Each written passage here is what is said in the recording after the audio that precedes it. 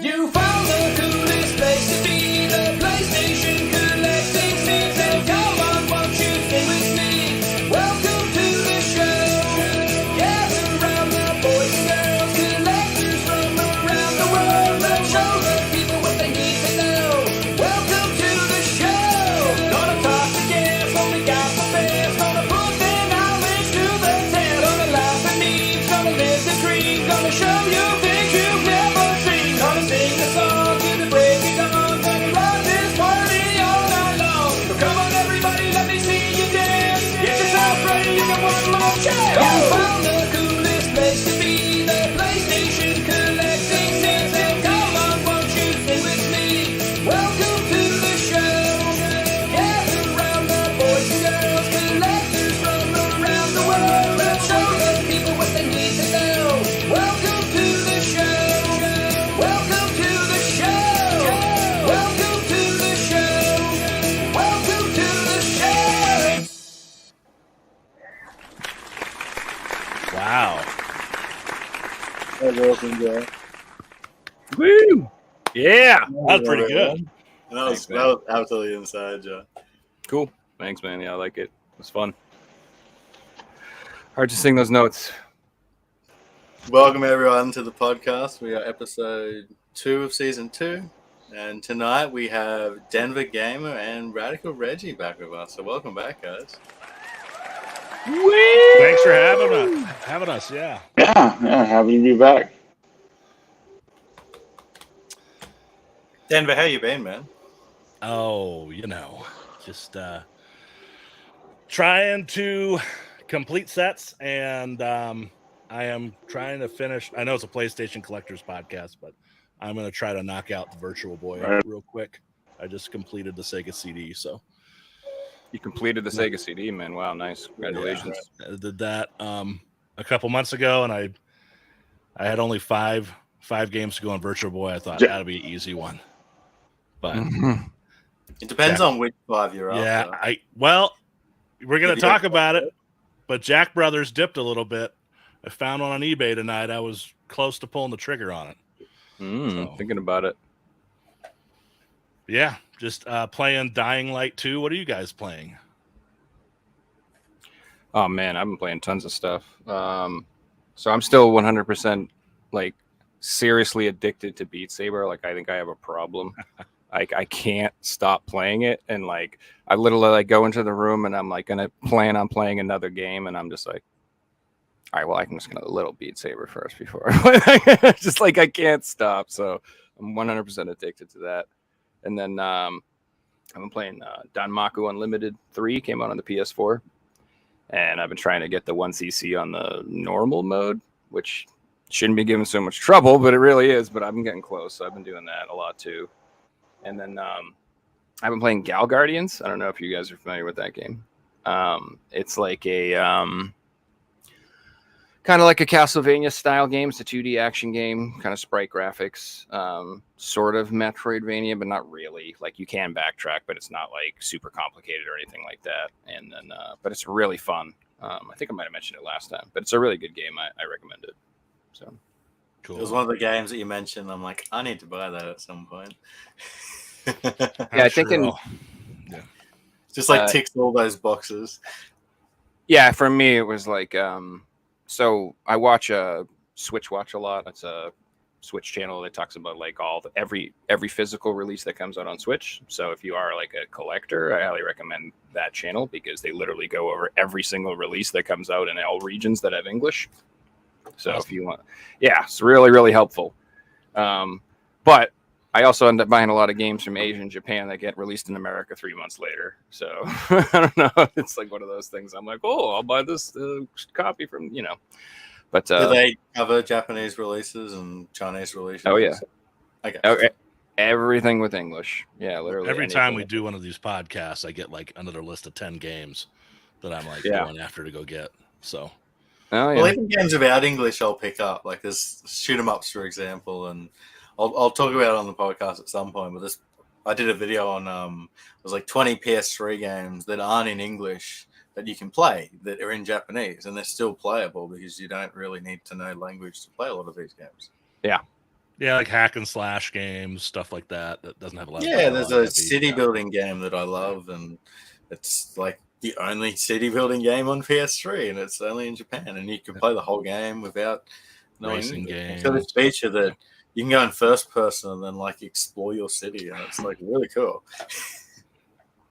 Yeah, you guys like that game, The Last Guy, that PS3 game that's crazy expensive. Like, the Japanese copy doesn't have English, and it's insanely cheap, but you can absolutely play that game without English. So I tell people all the time, I'm like, you know, if you do want to just have a copy and play it, I have the Japanese copy, and there's no problem. It's, you know, you don't need to know anything. It's very self-explanatory. So 100%. We should do an imports podcast if you haven't done it. We should do it. Oh, that's a cool One on- idea. I yeah. like that. Like a good each idea. pick 5 games or something. So Reggie, I think, is going to try to hop back on, right? yeah, He's Yeah, Reggie's away in a convention at the moment, and he's joining us Mhm. from his hotel room. So Yeah, his internet's dropping in and out, so hopefully he can come back. mm-hmm. Right on, right on. I'm playing GeoGuessr at the moment. I'm like really into GeoGuessr. I'm putting like 3 hours into it every day. So it's if you don't know, it's a web-based game that uses Google Maps, and basically it just gives you a random spot in Google Maps, and you got to guess where you are. And I mean, it's also like a brain exercise things. I like it because I'm getting better at geography and learning language and different things. I have like never that. heard of that. That's pretty cool. Yeah, I've been Denver, we're Caribbean. Americans. We don't know other Yeah. countries. What? Where's What? Turkmenistan?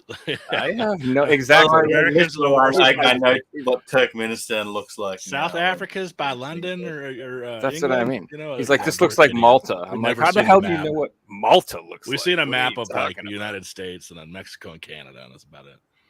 Yeah, that's all you need to know.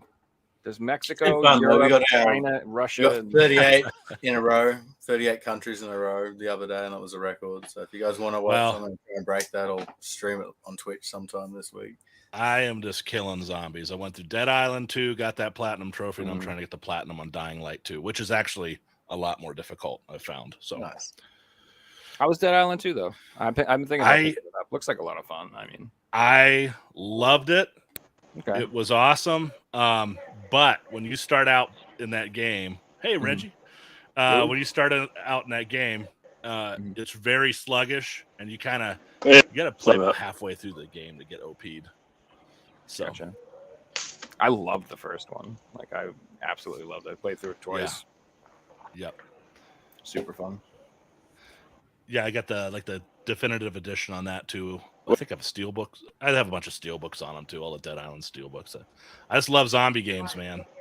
Yeah, So- me too.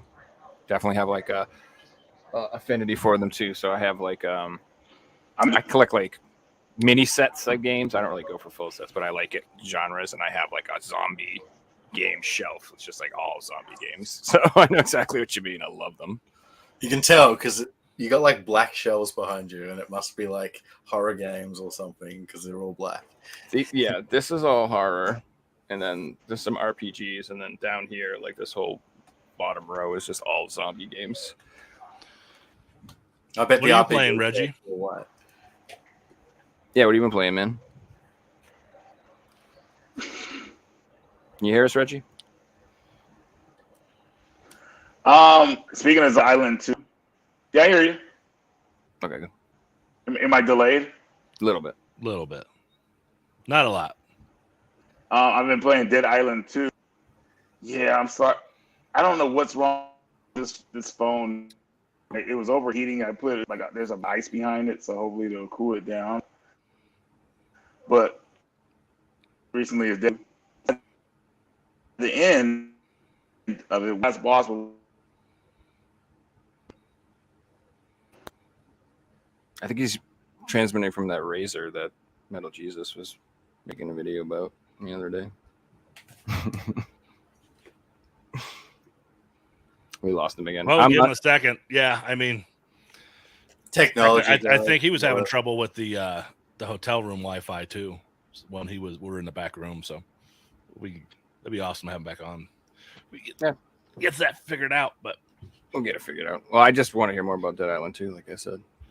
It's one of those games where, like, I'm I'm a cheap man, guys. I'm a stingy collector. Like I can't. I gotta buy games cheap. I gotta, and it's like that was one of the ones I almost broke my code. I was like, I might just buy this. I want it so bad, but I don't know. Well, I definitely don't go for many collector's editions of stuff. It just gets, like limited run or even like just regular AAA games. It just gets so out of control. I do have a few. My wife got me that Cyberpunk PS4 when that came out, which I couldn't play for 2 years because it was so broken. She goes, she's not a huge gamer, and she goes to Best Buy, and the guy's like, "Hey, we'll give it to you for $100 discount." They were like $300. She got it for like $200. She's like, "Oh, it's such a great deal!" And like, she was so happy to give it to me on Christmas, and I was like, "Thank you, honey. I love it." But and I had to wait 2 years to play it. It was pretty funny. But she's a great lady. She lets me do my passion. What's up, Reggie? I think we fixed it. I think my phone was overheating because I have it charging right now, so I took it off the charger. So hopefully that'll cool it down. But oh my god, so sorry about that, guys. That's all good, brother. That's all good, man. But the game I was playing was Dead Island 2. Got to the last boss. Some player joined me online, and we were winning. But man, that boss did something to us and killed both of us at the same time. And it took us so long to get his health down so low.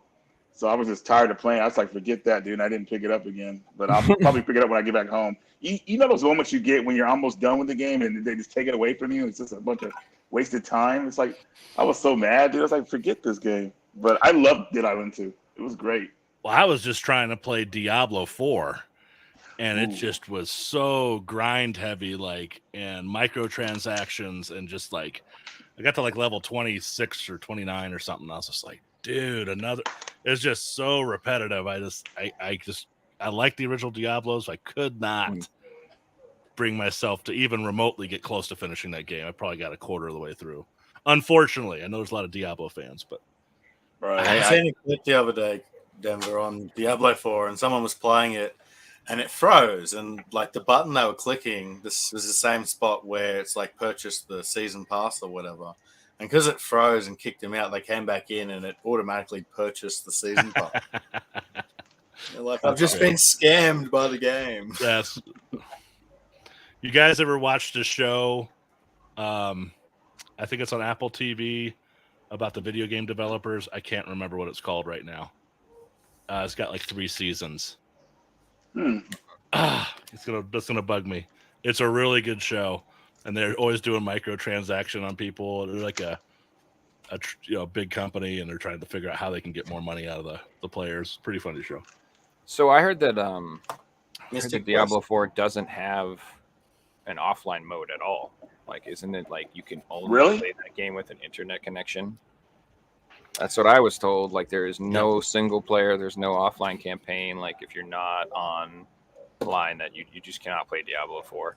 So I did pick it up because I'm just why? I mean, I might buy a digital copy and play on my PC or something, but I just see no point at all purchasing the physical. So I'm a campaign player mostly. I mean, I rarely play online. I like to be kind of like take me out of the real world, right? When I have another guy with Butthole 123 as his screen name running across the street in the middle of the story, I'm like, I'm still here on my couch, in Colorado playing video games.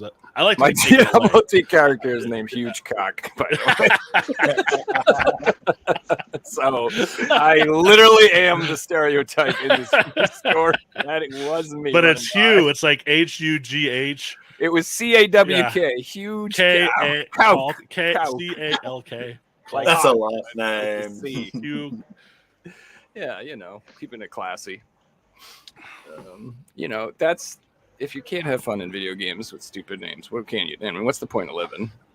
I'm not an RPer, okay? I'm not going to be like Alfalfa Law. I'm not doing that. I'm not trying to hijack the conversation. There's one thing my brother and I used to do, and we used to always put asshole as the name in an RPG. So everywhere you went in the game, it'd be like, "Hey, asshole, what are you doing? Yeah, where you been, asshole?" So, of course. It was that was like the perfect word for it. That would be a funny thing to do, to be like pull up a bunch of like my old games and look at what I named my characters. They'd be like, they'd be all like turd face and friggin', craphead. All of it would be that's all of it. It was nothing but that. I used to name the characters after my friends.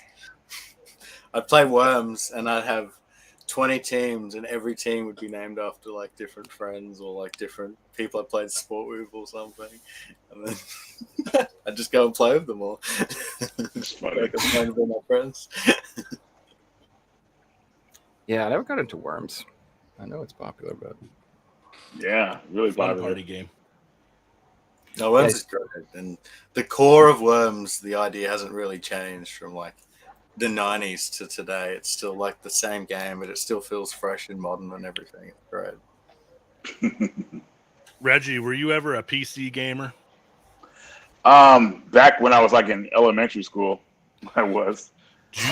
Oregon Trail, Super Munchers. What are you talking about? Yeah, Oregon I'm talking Trail, about Stellar you guys are talking- 7, Yeah, Firehawk, stuff like that. Oh yeah, Firehawk was awesome. Oil's Well. If you guys remember that one, Oil's Well was like a Pac-Man game. But Well, yeah, that's I was back. thinking of Scorched Earth. Did you ever play Scorched Earth? That was kind of like the first Worms game where you had to like put like an X and Y axis and then a power and shoot the other tank. And it was like 5 colors. It was a very old 80s PC game.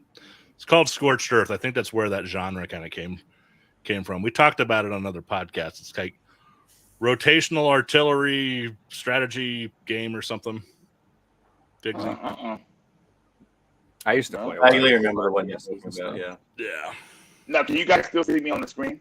Yep. Yeah, we can still see it, man. You guys are frozen, but I'm okay with it. I just want to make sure I'm good for you guys. So you guys can see me. So You might No, have good. to close any open apps on your phone if you have an iPhone. That might help. I don't think any apps are open because I just turned it back on. But maybe it opens with some apps. I don't know. I don't know. I'm scared to turn it off because it's working fine now in a way. So Yeah, when it's like overheat going, again. you look fine. Okay, Yeah, and then we can hear you too. So perfect. So how was the convention? Okay, guys. So this convention, man. Oh my God, this convention was the busiest convention I've ever been to. I was not prepared for what I was in store for. We got in there. We got the VIP and everything like that. Oops. And we got in there, dude, and everybody was covering like all the booths. There's like 150. There was like a bunch of vendors there. I don't know how many that they had. There's a lot. It was just so packed. I couldn't see anything. Like it was hard for me to like climb over and look at stuff. People were like in the way. I just lost interest. I said, I have to sit down, dude, because it's so tiring when you're like you have to fight to look for stuff. You know what I mean? Like sometimes you want to take a look at stuff and take a look at it and say, do I really want this or whatever like that. You can't. You have to decide in an instant because it's moving that fast. I was like, dude, I can't do it. But it's fun. You know, I'm just waiting for tomorrow when it dies down when it's more relaxed. You know, I'm not used to being that busy. That was my insane. question. Is if it's multi-day, because I'm assuming, the deals are on later days anyway, normally, right? They are, but what's happening is a lot of casual gamers are coming to these events, man, and they're going crazy for anything they see. So they're even stuff that's overpriced or just highly priced, they're buying that stuff. And for me, the old school gamer, I'm not like that, man. I'm very picky on what I buy. That's what I was right. just saying. I'm like, I 100%. can't. I feel like shame if I pay full price for games or something. Yeah, it's like, I'm dude, what the heck? I just like, unless it's like something I 100% love. I really am looking forward to it day one. Whatever. Like, it's fine, but like certain things, I don't know. Yeah. I gotta feel like the price is right, or I just can't pull the trigger. Because I know if I wait, I know if I'm patient, you can get it, or you can get a trade, or you can be smarter about it. Like, or worst comes to worst, I'll get like another trade where I make a little profit, and I'll just spend it on that, and not feel so bad, or something like that. I'll do that. for me, Yeah, I it think was I like use Streets- um Oh, go ahead. I think I use part of that in my hunting strategy. Like, I want 100 or 200 games at any given time, but I never focus on one particular game because I'm going out and if I find one of those 100, 200 games at say 70% of its price, I'm like, sweet. That's I've the one waited that I want now now. I'm getting Yeah. expensive game for $50 cheaper than what it usually goes for, and Mm. eventually you do get all those games you want in 2, 3, 5, 10 years, but you just do have to be patient. That's I think there are games that I will be it's called an early adopter on, and a good example is that of Streets of Rage 4. I waited for that game for so long, very nostalgic to me, and I pre-ordered that game. I got the the big box Sega Genesis version with the big plastic case, and Yep. something that's like really nostalgic. Even if that game wound up bad, I wouldn't have regretted it. I just, it's something I've been waiting for so long. We got so many dead IPs that have just vanished, especially from the Sega. And, Yeah, definitely. And yeah, so, but new AAA titles, like got the new God of War that came out. I still haven't gotten it. I can wait to get it which was used. $10. Yeah, man. Yeah. I mean, Game of the Year edition, $10. There'll be a million of them sitting on every single shelf across the country. It's funny about God of War, man. I could just watch somebody else play that game and enjoy it instead of me hopping into it. yeah, I So like weird now. Rad Brad has a good channel for that. Sometimes I'll turn it on. I'm like, I can't watch anymore. I'm eventually going to play this game, right? Like, I just keep watching. Yeah. Yeah, I mean that's nice though, because I actually like that, because there's a lot. I like story-driven games. I like Right. lots of horror games and puzzle games especially. I love watching people play puzzle games because I don't have to deal with the stress. of Joe, being I like- wanted to ask you something. Yeah. Have you ever played? I think we talked about this before, but you played the Evil Within Part 2, right? I have it. I played 1 and I haven't played 2. I don't think. Oh, you haven't played Part 2, okay.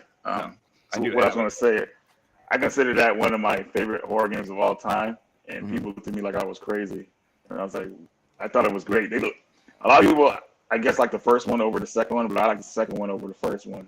But I guess I'm in a smaller crowd, but yeah, I thought, yeah. I played that one a while ago. That was good. That was a good Yeah. play. And horror is probably one of my main, besides beat 'em ups. That's my main genre probably to play is horror. And I mean, for classic would probably be beat 'em ups, but for newer stuff, definitely horror. I love horror games. It's kind of my jam. Right on. I like have ADHD with my gaming goodies. I don't know, man. I'm all over the place. I get like hyper focused on a specific thing for a while, and then just like lose all interest in that and move on to another thing for a while. So like I'm obsessed with rhythm games lately. That's like my big thing. Like I've been playing Hatsune Miku and Speed Saber and stuff. But then like I'll just stop and play nothing but strategy RPGs for like 3 months. I'm very weird, and then I go back and forth. So I don't know. I usually do the horror in the fall. I don't know. That's just me. October is my favorite month. That is my Christmas month, man. Horror movie. My whole family's. I got my kids into it. Horror movie every night. Playing horror video games. Love that. That's my month, man. I don't even want to work. I like what you brought up before, Joe, where you mentioned you love watching certain games people play for the first time. I've got a thing where I'll go on Twitch sometimes and look for people playing Dark Souls, but they're only on their first playthrough. Because if you're watching it, it's a certain game that it's got 4 different ways to go. And if you go a certain way, the game's designed to make you turn around and go back. And it's interesting to see if people pick this up or if some people will just keep trying until they do it and different things like that. And it's one of the few games where you only get that doing it the first time. So I love watching people's first playthroughs. Yeah, I'm the king of being stubborn and doing it out of order in the wrong way. I do that stuff all the time. Where like I'll find something and any logical sane person would like come back to it later, but I'm like, nah, we could do this 3,000 times. It's no problem. Okay. I love it. Like I said, I don't know. It's like a certain personality thing. That's why I like shmups, I think. Like you got to be a sick person to just be like, I'm going to play these same 5 or 6 levels 1,000 times till I beat this. Like, I don't know. Like most people, like my girlfriend, she's like, dude, I would try like twice and then I'm done. There's no way I'm gonna keep doing that. So, but I don't know. I love it because like all those challenging experiences have the best payoff ever, and it's all about that adrenaline rush when you win, when you beat Dark Souls or when you beat those games. Like it feels amazing. Like I don't know. It's just like I said, it's addicting. And that's currently when my Beat Saber addiction is I'm playing on Expert Plus finally, and the first time I clear a song is freaking the best feeling, dude. I'm just like, I finally beat it. Oh my god, I've been losing for 3 weeks. Like, I don't know, it just feels so good. I need to get my fat ass on Beat Saber. Dude, it is amazing exercise. It really is. Yeah. Like, I played a little bit. My ass off when I play that, dude. Is that a Switch game? No, it's on VR. I play on PS4. VR. Okay. Yeah. So it's like it's the lightsaber rhythm game. Just hit blocks with lightsabers, and it's got 4 or 5 difficulties, so you can play however you want. But the Expert Plus is madness. It's just like I don't even know. Like, it's impossible. I have to literally like stop some songs and like practice the sections and put it on slow and just be like, what the hell is even happening? Like, I can't, because it's so fast. Like, you laugh, like your brain, you can't think that fast. It's just like, you're like, how the heck? This is impossible. Like, you can't react. There's no human being that's just like, you can't do it. You have to sit there and like just muscle memory of knowing like what you're doing. But it literally is muscle memory though, because like every day you go back and you're like, I'm a little bit better at it than I was, and I can hit that one thing I couldn't, And then there's like the same 5 songs that like I'm not ever gonna win. I don't think I should just give up. But those are the ones that I obsess over until I finally win. So I don't know. I was watching Joe play it on Twitch the other night, and I think I sat there for an hour just like absolutely mesmerized at the performance. That's crazy. You guys want to watch? It's J0 ERAD over on Twitch with no space, and it's worth checking out. Beat Saber on Twitch. I want to watch you play that Google game on Twitch, Figsy. Yeah, I'm streaming all the time now. I'm like 4 or 5 streams this week, so that's really right cool. On, dude. Getting back into it again. I gotta catch one of your streams. Yeah, I've been doing some late night ones, but I'll try and get all my work done earlier in the day so I can get some earlier streams going. Yeah. Streaming's a reward thing to me, so I got to get everything done first before I start streaming. Do you still streaming with Media Glitch, Reggie? You guys still doing your Saturday night stuff, or? Wow. We do. I've been kind of absent the last couple of weeks since the stuff's been coming up. But they streamed a couple of nights ago this new game. I forgot what it was called, but yeah, we've been doing those streams though ever since 2020. Keeping up like every Saturday. Yeah. Just about. So yeah, it's been pretty fun. As far as streaming on my own, I haven't done it in a while. It's probably been over a year. The problem with me streaming, man, I'll stream the whole day away, and I'll so I'm like, dude, I gotta get some work done. So like, man. I try to stay away from it right now, at least, but I want to get back into it. And I'm thinking about going on Twitch and doing it instead of doing it on YouTube. So, you've been putting out just a lot of videos consistently lately too. Yeah, because everybody's been pushing me to get to that 100,000. So I'm like, man, dang, I wish I could hide my sub count like I did a while ago, but so I wouldn't get pushed. But I'm throwing those videos together, man, for everybody, so we can get to that 100,000, and then it'll be a celebration. So. I'm enjoying the new tomorrow, man. I'm watching it every day when you're putting out new videos. So it's really, yeah, every single one, and it's games that I enjoy. Like you put out one today. It was Road 96. Yes, dude, I love that game. Yeah, it's a game that I've been looking out for a while, and like just watching today, I'm like, I need to get this game. I really want to play it. Yeah, it's fun, man. It's really that is fun. A good game. It's also a fun one to watch people play too. It is another one of those story-driven games, so it's chill. Mm-hmm. Multiple endings and all that. So you got to get a sub to Reggie shirt, and you could have gone to that crowded ass convention. I'll buy a shirt and just made all those people sub to you. Just be like, come on. I know, right? Tell all the vendors. Tell all the vendors. $1 discount if you sub to Reggie. You make that's a great idea. I can clear out. I can clean up, man. Because I'm doing a panel tomorrow, so maybe I should make some kind of announcement. Heck yeah! Do you have a merch store? I do. I'll have to check it out. I have to fix some stuff there, but yeah, it's up and running, thankfully. So I think know what you mean. I have a merch store, but I don't think it works anymore. Yeah, mine started working finally. I mean, it pops up with my YouTube, so I can see it. But yeah, when I worked on it, I tried to carefully put like art on it, like the cups and stuff like that, and hats and stuff, and the masks were a big thing when COVID was happening. So I was fixing nice little masks, but then I just kind of fell off from it. So Dude, it'd be dope if you could get like a game stand with that little Reggie seal of approval thing right on it, so you could put. That'd be awesome. I wish we could sell our own stuff on there. Yeah. That'd be nice. That would be cool.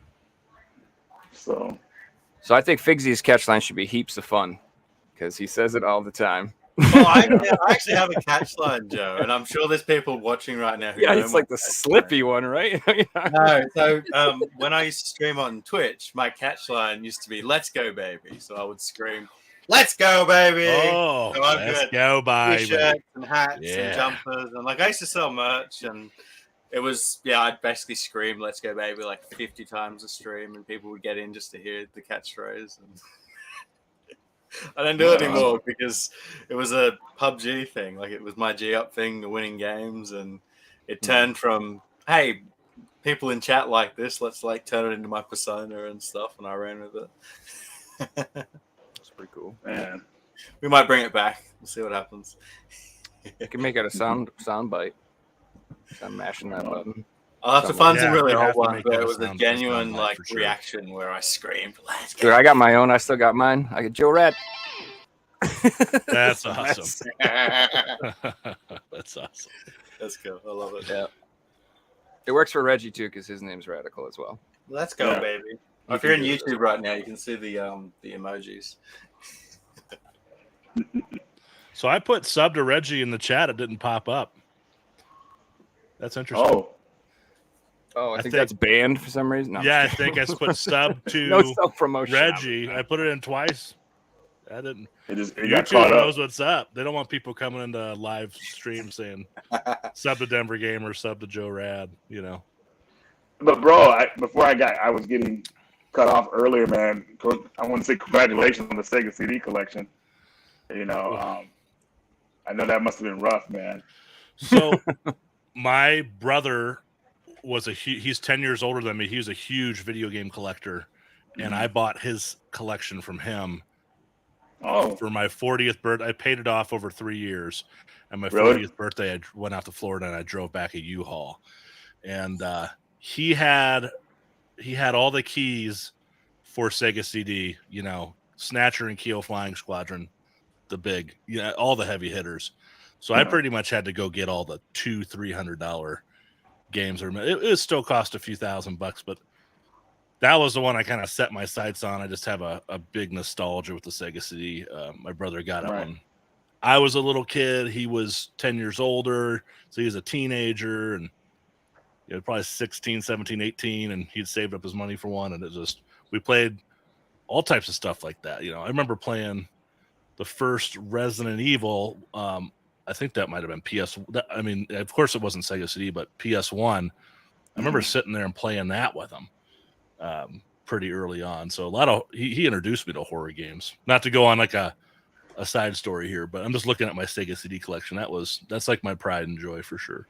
And I've got 32X right there.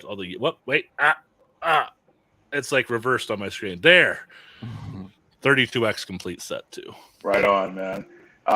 It was funny. When I was downsizing my Sega CD collection, when I downsized mine, KO Flying Squadron was going for like $500 back then. So I had no idea it would get to the point it would. But the reason I was getting rid of a lot of Sega CD stuff because everything was so pricey. I didn't want to touch it anymore. It was weird. And I had a buddy who was collecting a Sega CD, and he needed KO Flying Squadron. Was one of the last ones he needed. And he said someone backed out of the deal with him for it. So I ended up selling it to him. And I never looked back. I mean, I didn't regret selling my Sega CD collection until like maybe a couple of years ago. I started to feel bad, but I don't know. I don't know. I had a collection that was probably a tenth or less the size of this one. I got really sick in 2012. Had multiple surgeries. Long story, but I did sell off I had a lot of Nintendo stuff that I had from a kid. I sold all that off. I rebuilt this over the last, started 8 years ago. Then I bought my brother's, and now it's just 10 times as big, so you can always rebuild. Anybody Right. that's in the chat, you ever regret selling something? There's always time. There's always lucky finds, and the hunt is what it's all about, right? Is going Exactly. out Yeah. and looking again. You always find it out there again. You always see it. Whatever you sell, it'll always come back. So. And I think that brings up a good point on, like, if you ever get to a situation where you do need to sell things and you are like weighing things up, like there's almost two categories of games, because you have expensive games that you can find on eBay every single day of the week. It's like Pokemon games and games that sell every single day. Godzilla on PS4, but then you have rare games that don't sell. Like you get rid of these ones first, and you hold on to the rare games because. The last two for Sega CD, Crime Patrol and ESPN Hang Time 95.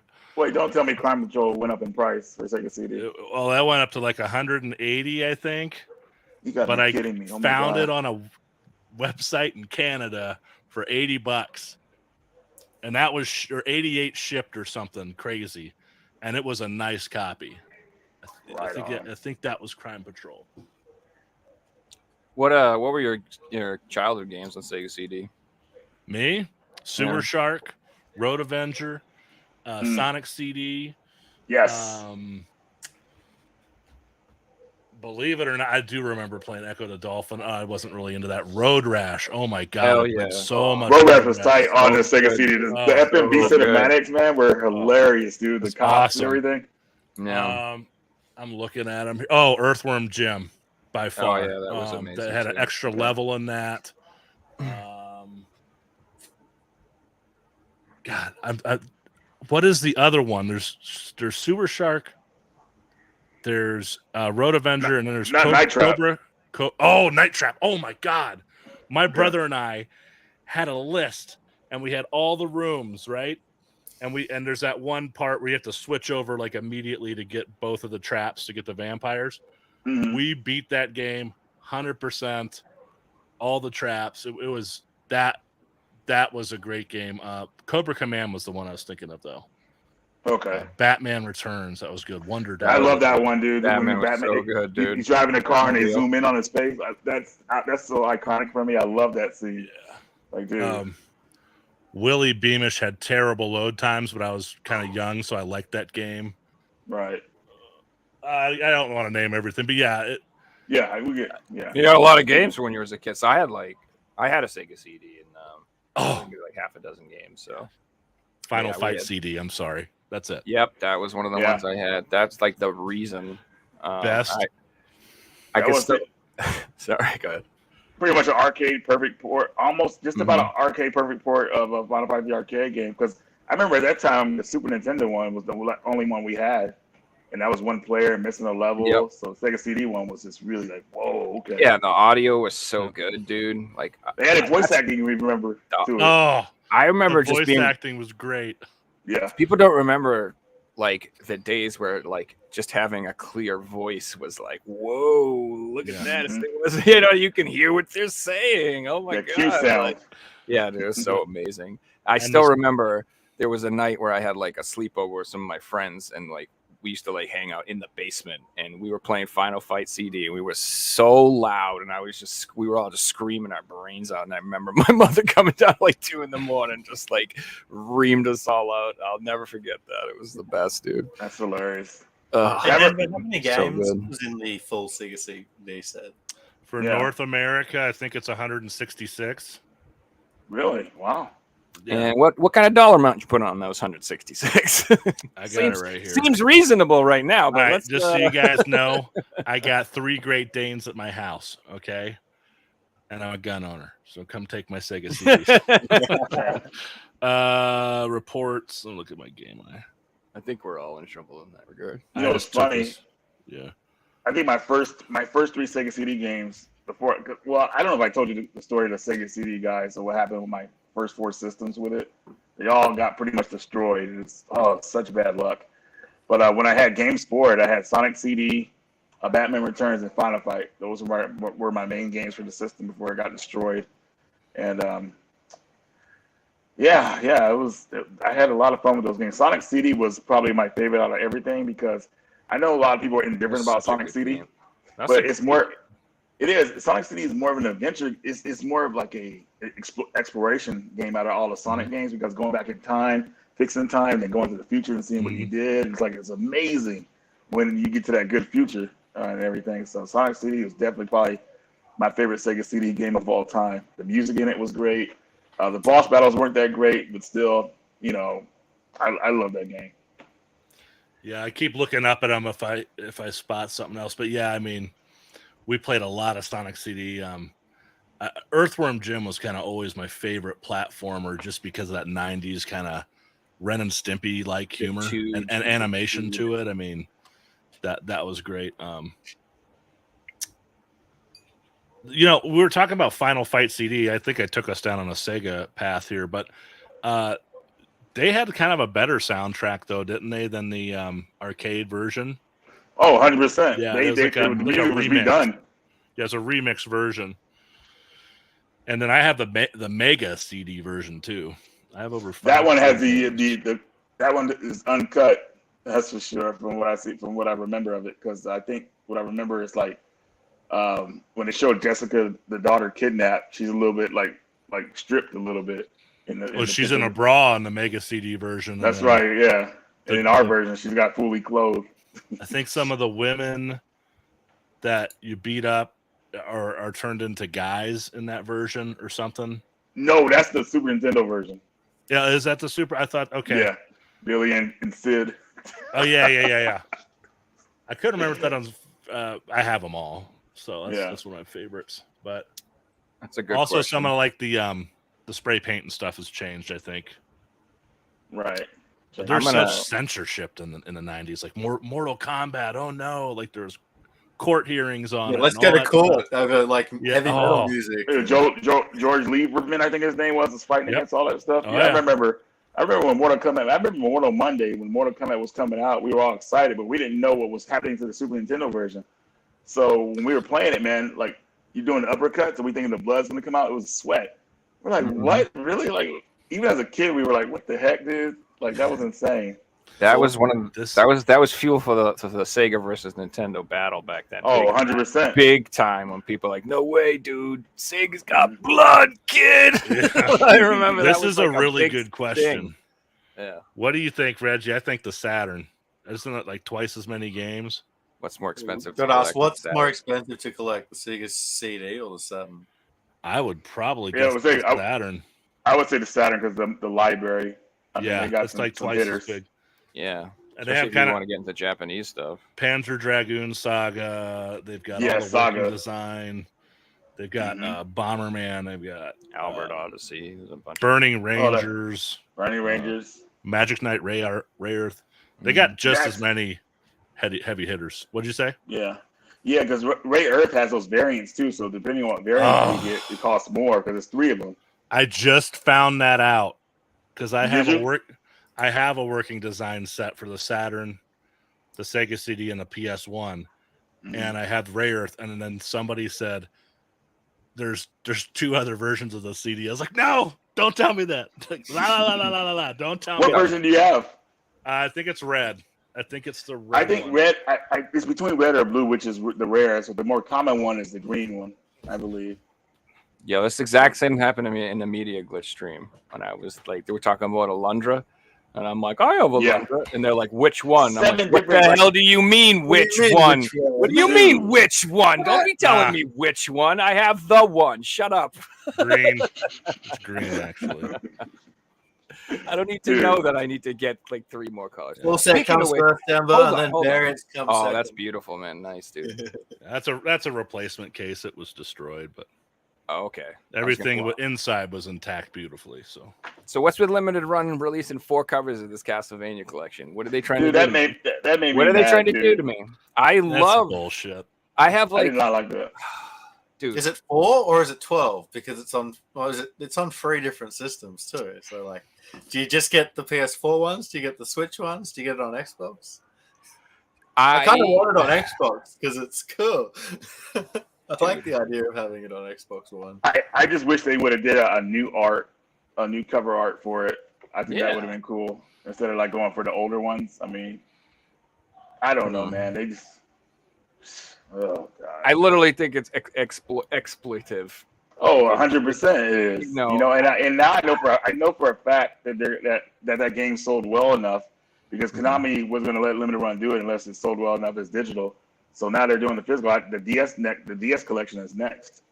That's going to come out next, I think. So that's going to be. I think that one's going to be really amazing when that comes out because Portrait of Ruin, that Castlevania game, that's my favorite out of the ones on the DS. That game was really a lot of fun, and I can't wait to play that on my modern television. So That's cool. yeah. Is there on a DS? There was 3, right? It was kind of like a little trilogy.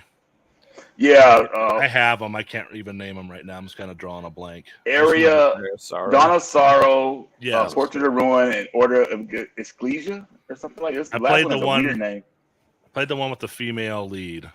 Yes, that's the Ecclesia. That's the last one. And that one Okay. was really good too, from what people were telling me. Yeah, it's pretty good. Reggie, have you played Gal Guardians yet? Yes, I got to the under the castle where you're fighting like the water monsters and stuff like that, but I got killed and I put it down. During that time, actually, I was actually playing Dead Island. I was really trying to finish Dead Island, and it pissed me off when I get to the boss and I'm about to win and celebrate, and they kill us. I mean, I was playing online with somebody joined me online, and we were like going through the last portion of the game. It was so much fun, but dude, sometimes you just got to get through a game so you can move on. And I hate getting stuck like that. I'm gonna go back and eventually beat it. I don't mean to drag on about it, but Who was the final boss on that? Because now I've been playing Dying Light 2. it's some dude it's some monster that gets. He's like he drugs himself and he gets real strong and he's going. You're fighting him in this area where there's a lot of like it's like a laboratory in a way, but you gotta run from him, hide from him because he takes so much damage when he hits you. And then like he spawns these zombies to come after you. They interfere and everything like that. You gotta get these heavy hits on them. Really, it really depends on who you pick on him. Who you pick. The guy and his daughter. Yeah, and it's crazy. Yeah, the scientist dude. That took me quite a few tries. Yeah, and it was all the strong monsters that they were sending after you too. Dude, it's insane. And I picked the girl. I forgot her name, man, but she runs real fast. She has she has that leg, that missing leg. I picked her because she's fast. Somebody could get out of the situation and everything, but her health sucks. Yeah, I picked the bruiser kind of guy, the white guy, the fireman guy.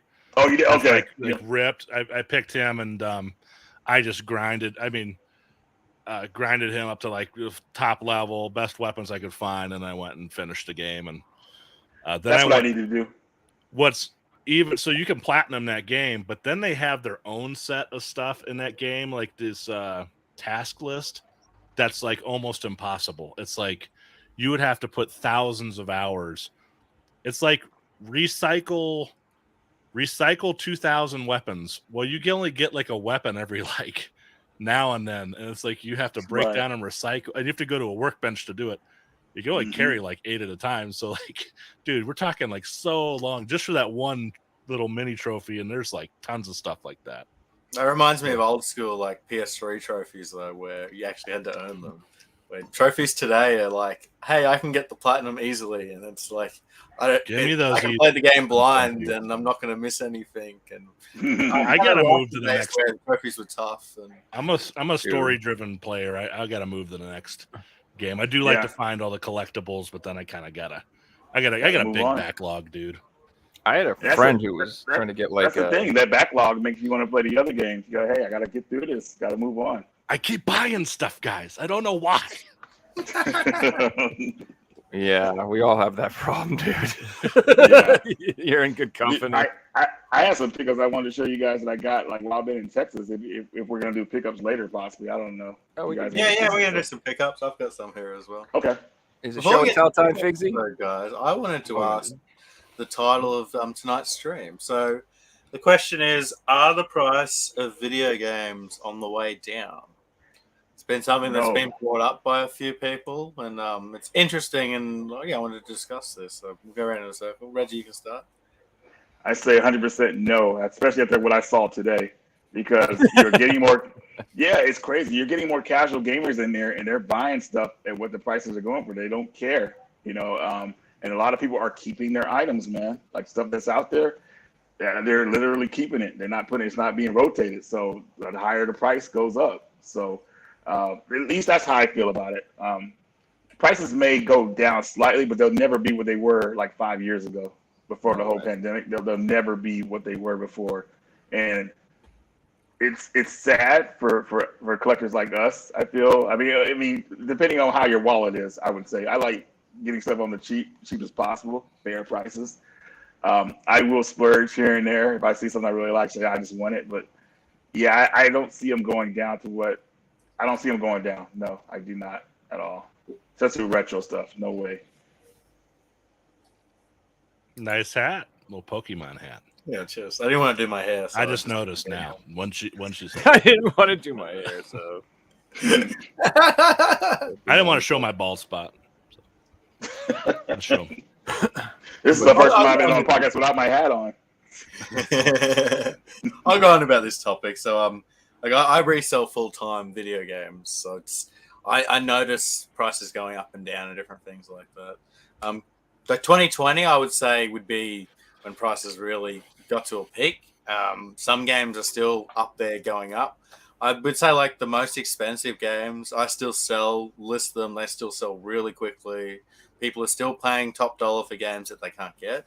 But games like, perfect example is Wii Sports. I got like 15 copies on eBay and I can't sell them for like $7 at the moment. I think I sold a copy this week for like $5. Where Really? 2020, I was selling Wii Sports for $25, $30. Yeah. So I think those really common games, like your Mario Kart's not yet, but Mario Kart will become one that will be like this. It used to be $40, it's sitting around that $20 mark.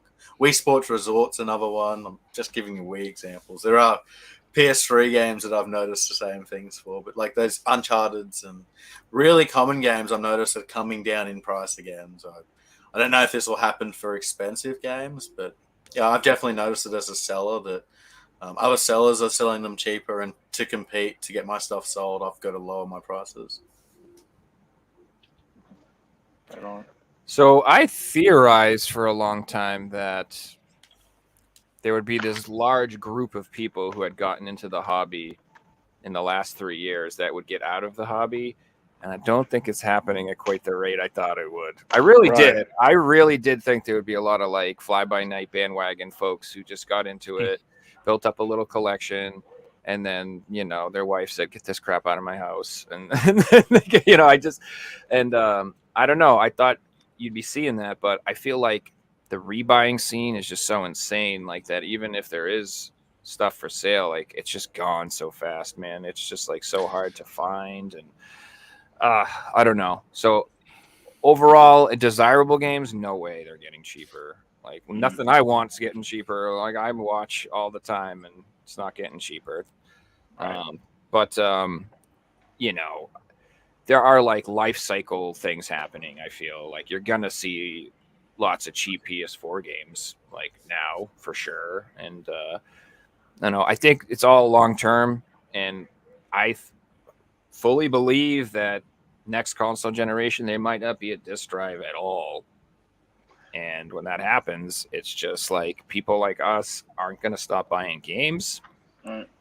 And we're going to just keep buying PS4 games and PS5 games and Switch games. We're just keep going back. Yeah, we're just going to keep going back. And you know what?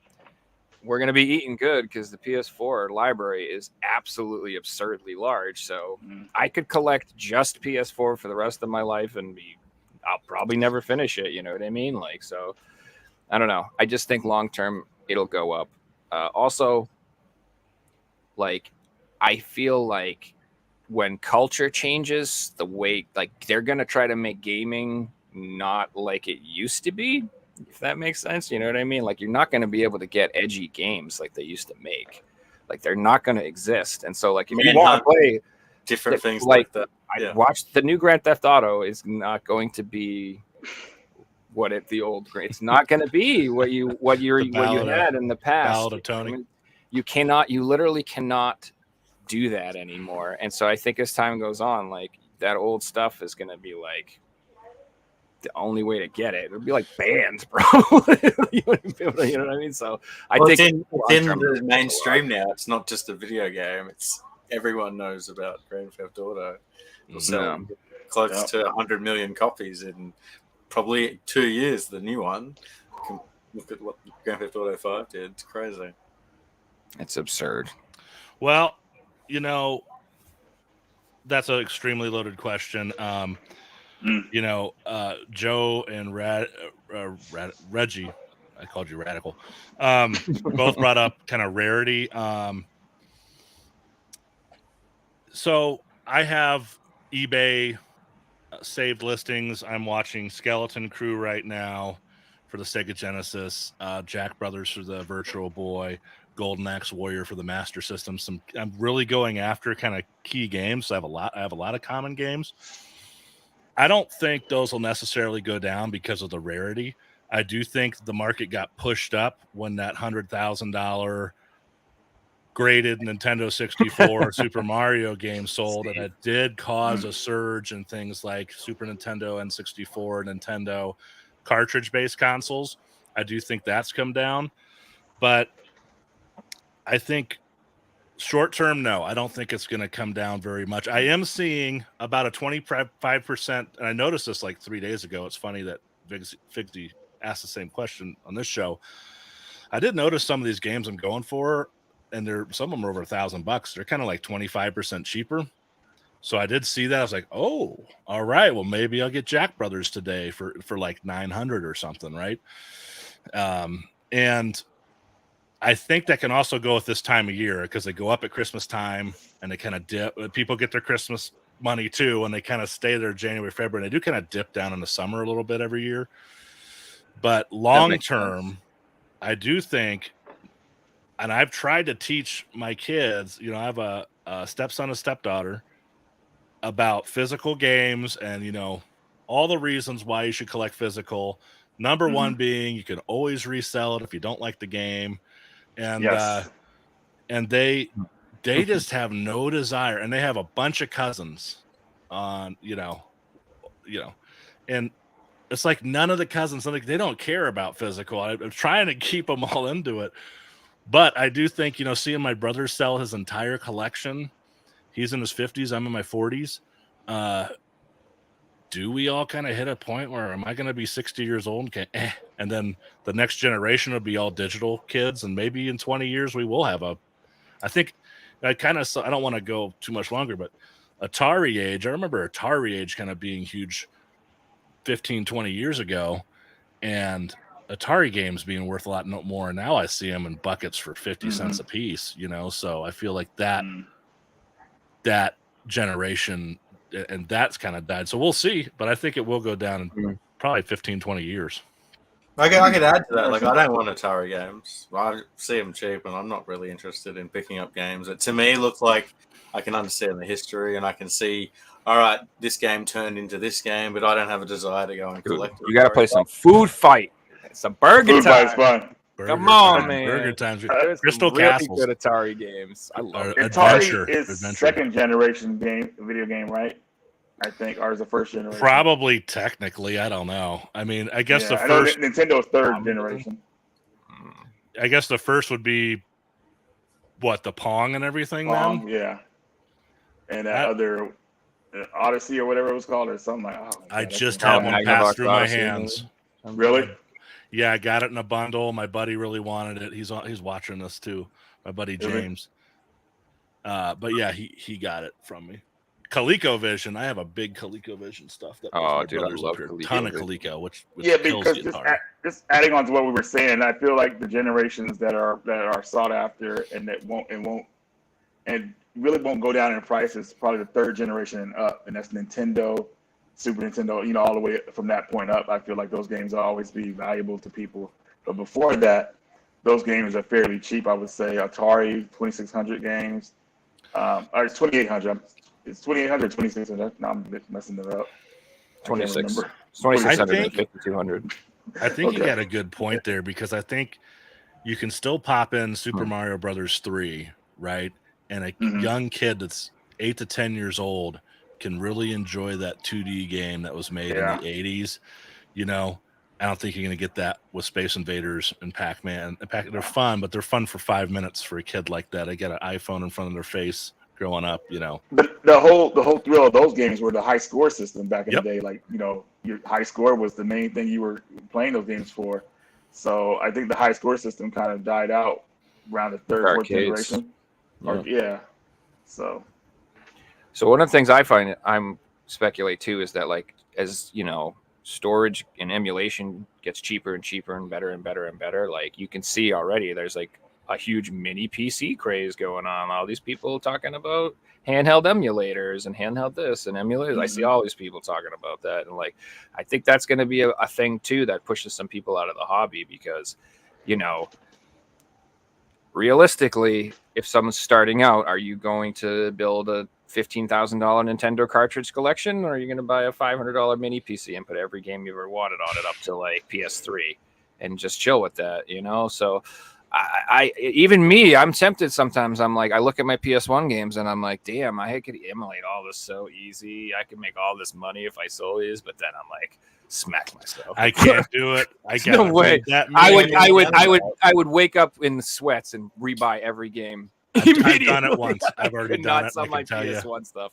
Maybe I could sell some of my. No, I can't sell any. I would say all of us here are collectors and players, right? We're not just 100%. players. We're not just 100%. collectors. There are guys that are just collectors, and then they just don't even play anything. They just kind of and those are kind of like the sealed collectors to me. I mean, not all of them, but those guys that get it graded and stuff. I mean, I want to crack it open. I want to smell that game. Well, that was Read unthinkable years ago. Like buying a game and keeping it sealed. You know what I mean? So it's like I never thought that sealed collecting would become a trend. I was shocked, but I kind of saw it slowly happening at a Portland Retro Gaming Expo. I think it was 2018 or 19, where I remember WADA was there, and they had a booth in the middle of the thing, and they were buying up all these sealed games, but nobody cared, and they were getting them for cheap. I mean, Oh my god! because like, dude, they were going crazy, but nobody cared about sealed games, and then all of a sudden it just blew up, and sealed collecting is a thing now, and it's big. Like I saw a bunch of sealed games out on the floor today, games going for $400 or $500. So I was like, I couldn't believe it, man. I was like, Dude, and Hey, one graded- thing I have noticed in pricing is I watch a lot of Get the Greg games, and I follow sealed games and auction prices and things like that. And since 2020, a lot of like the heavy hitters like the Mario and the Sonic that went for 500,000, those prices have actually gone down significantly. Well, I feel like sealed games have peaked first, and then they've started to come down, and maybe we'll see it in other games, but it's always been a massive disparity in the price of used games and sealed games and graded games and things like that. I've mentioned this before, and this is my dream. I want to get a copy of Super Mario Brothers 3 beat up. I mean, burned, cracked, everything, and I want to get the lowest possible grade from WADA, like a 0.1, and that's going to be like my torn label, everything. It's going to be like my centerpiece for my collection was a low WADA. I'd love to get a 1. That'd be incredible. Funny you say that. When Dan was on the show, he said a lot of people send in things They do like that. with the intentions of getting the lowest grade. the lowest It'd be grade. like a brand new game that's been run over by a truck. It's a great gag gift, I think. Yeah. Hey, Jay, I'll you were talk to saying Dan before about that, see if he'll do it for that, me. people are going to be looking at like, do I buy this $500 computer or a $15,000 collection? I'm sure all four of us, when we first got into collecting, we never looked at the price and went, wow, it's going to take me all this money, because games were cheap. Games were just, I can buy all these great games. They're $5-10. Money never really came into it until like 2017, 2018, 2020. And now buying a game now, no matter how you look at it, if you buy the game now, it's an investment, because usually the game will go up in price. So So I mean, I it's funny because I walk both worlds. So what I do is I'll buy it on the Switch and the PS4, and I'll keep one of them sealed. yes, That's what I do now. Is I'll have like I'll play one and then I'll keep one sealed, then just in case. So that way I have both of my OCD things going there. You know what I mean? You mentioned you're going to do a lot of PS4 games, and I haven't noticed this yet, but I think I heard it on, I don't know whose channel it was, but aren't a lot of the PS4 games that are also on the PS5? If you have the PS4 one, you get like the free upgrade Yeah. on the PS5 Yeah. or something like that. And I always get the PS4 version if it has the upgrade. Yeah, And it's cheaper too. They're $10 cheaper. You're getting two versions. But And Pixie, they kind of they're catching on to that, man, because they sold Dead Island was sold for $70 for PS4. You know, so it came with a free upgrade, but all of a sudden it's a $70 game on the PS4. Another game that did that was it just slipped my mind just now. I think it was Callisto Protocol. No, maybe it wasn't that game. It was some other game I can't remember right now. But they're trying to. Oh, Diablo 4 on the PS4. It comes with a free upgrade, but it's $70. See, they were like, oh man, I wasted they're so catching much on. time on that game. God damn it! Hey guys, I think it's time to play Figsy's quiz. Oh, All right. Lord. All right. Oh man, this is gonna be a tough one. Oh, So guys, you've I can feel it. you've played before, right? Yeah, you played on the 50th episode. So we've all played before. Who would like to go first tonight? I'll go first. Reggie, So Reggie will go first. That means Joe, you'll be going second, and Denver, you'll be going third.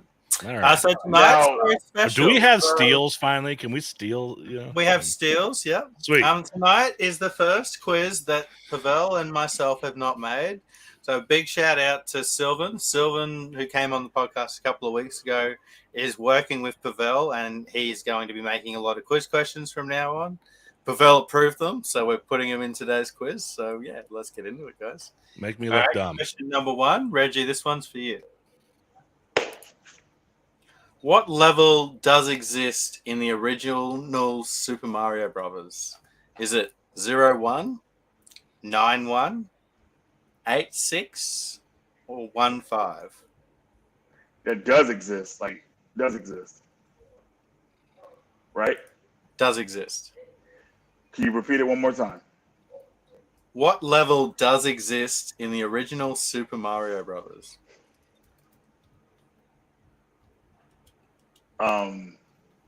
Read them off again one more.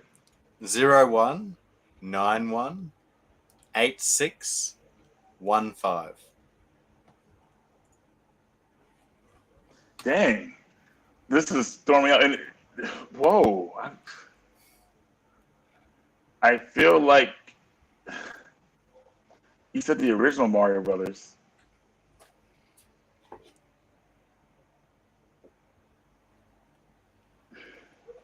None of them. Well, I've got one of them that's the answer, so. Dude, because I know the first Mario Brothers is 1, 1, 1, 2, 1, 3. So, okay, I'll just guess one. I'll say. All right, Fixie, one more time. Just repeat it one again, and I'll pick one. Can you see the screen?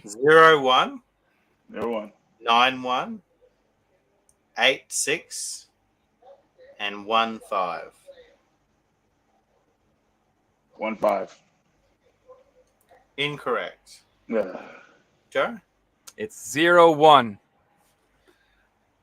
01 is correct. How did I not get that? That's so. Are we talking about Negative World? You have to glitch the game out and like go. Oh, through it. come Oh, the Come one on on. 1, 2 on the pipe. Okay. Yeah, you gotta like You break. you the got me, game. Fixie. I totally Yeah. forgot about that level. Jesus. So I actually read this question and I'm like, that's not right. And I had to like Google it before the show, and I'm like, oh, it is right. It's, yeah, I it's remember that's seeing kind that of a secret on trick Video question, Power back yeah. in the day. Well, it should say love, it's -1, right? it's It yeah. says -1. Yeah. It says the photo says 0. I guess it does say 0. Yeah. Yeah. All right, question number 2. Joe, this one's for you. What Sonic character has his own music game on Sega Pico? Is it Tails, Sonic, Knuckles, or Dr. Eggman? On what? Sega On the Pico. Sega Pico. The hell's a Sega Pico? I don't even know what that is. Your Kids kid handheld. system, yeah. Oh, for God's sakes. Dude, No pressure, but if you get it wrong, you're handing it over to the the Sega police guy. said I'm not allowed near kids. I don't know any kids stuff. I don't know, dude. Jesus. I'm gonna get. I'm thinking either. I mean, a music game with Dr. Eggman for kids just seems weird. Tails is kind of cute and fuzzy, so I'm kind of leaning towards that. But he's such a supporting character. Did he ever get his own game? He did. Damn. I'll go with Knuckles. Final answer. Incorrect. Damn. It's. Can I steal it? Yeah, still It's yours. Tails. It isn't It is Tails? Tails. Oh, I was thinking that because he's cute and Tails. fuzzy. God dang it. I will never own that game. Wow. Chugging coffee. There we go. All right, question number 3. Denver, this one's for you. Okay. What game is playing on the Game Boy that survived the Gulf War? Out of the whole library. So I pretty much need to know about the article, right, or the story, right? It's Yeah. Yes and no. Reggie. You're a veteran, aren't you? I am. That's You his might Game know Boy. this.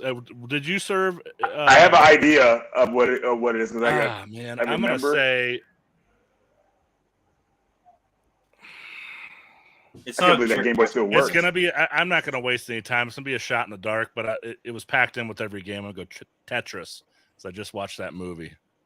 That was what I was going to guess. Oh. Yeah. Nice, dude. I was going to guess Tetris, too. Just because It was the everyone... pack-in game, right? I mean, and it was a It's- worldwide phenomenon. Pretty sure it was the best-selling game, Yeah. third best-selling game of all time, but best-selling game on the Game Boy. That Yeah. movie, one of the best video game movies I've ever seen. I need to go watch that. It's incredible. Right on. All right, question 4. Reggie, this one's for you. Yes. Who was the Tekken exclusive fighter for Soul Calibur 2 on the PS2? Heihachi. Yeah. Easy. Can you name the other ones? Were there other ones? Can you name the other Yeah, ones? yeah. That Spawn was on Xbox and Link was on Yep, the GameCube. Yep. I just did a video on that about a year ago. Hey, Yeah, Heihachi being an I mean, we got exclusive shafted in that character. one, man. Because That's- Heihachi. I mean, Yeah, Heihachi, what the heck? I love the Spawn How version. could he not That be was- in Tekken? Yeah. God. yeah. Or Soul Calibur, I guess. He's in Soul Calibur. Got a link but on the still. GameCube. That's All a right, little question weak. 5. Joe, this one's for you. Mm. How do you control the Konami laser scope?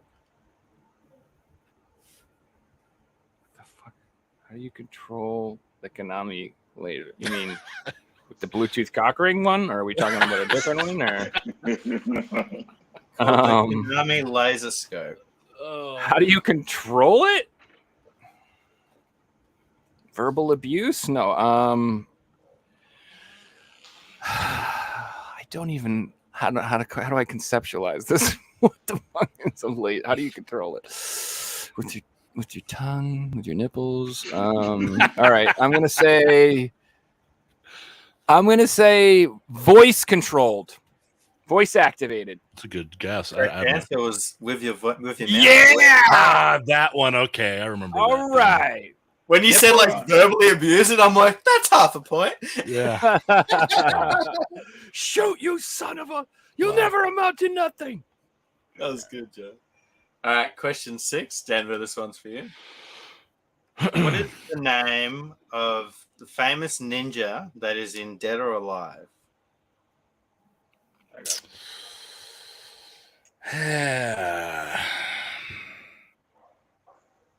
Mm, I know you got this, man. But mm. I keep thinking of the Ninja Gaiden guy's name. Just give me a second here. This is gonna bug me. I'll lose sleep over this one. No pressure, but I think Reggie knows the answer if you get it. I will go Ryu Hayabusa or whatever. I can't think of the guy's name. Correct answer is Ryu Hayabusa.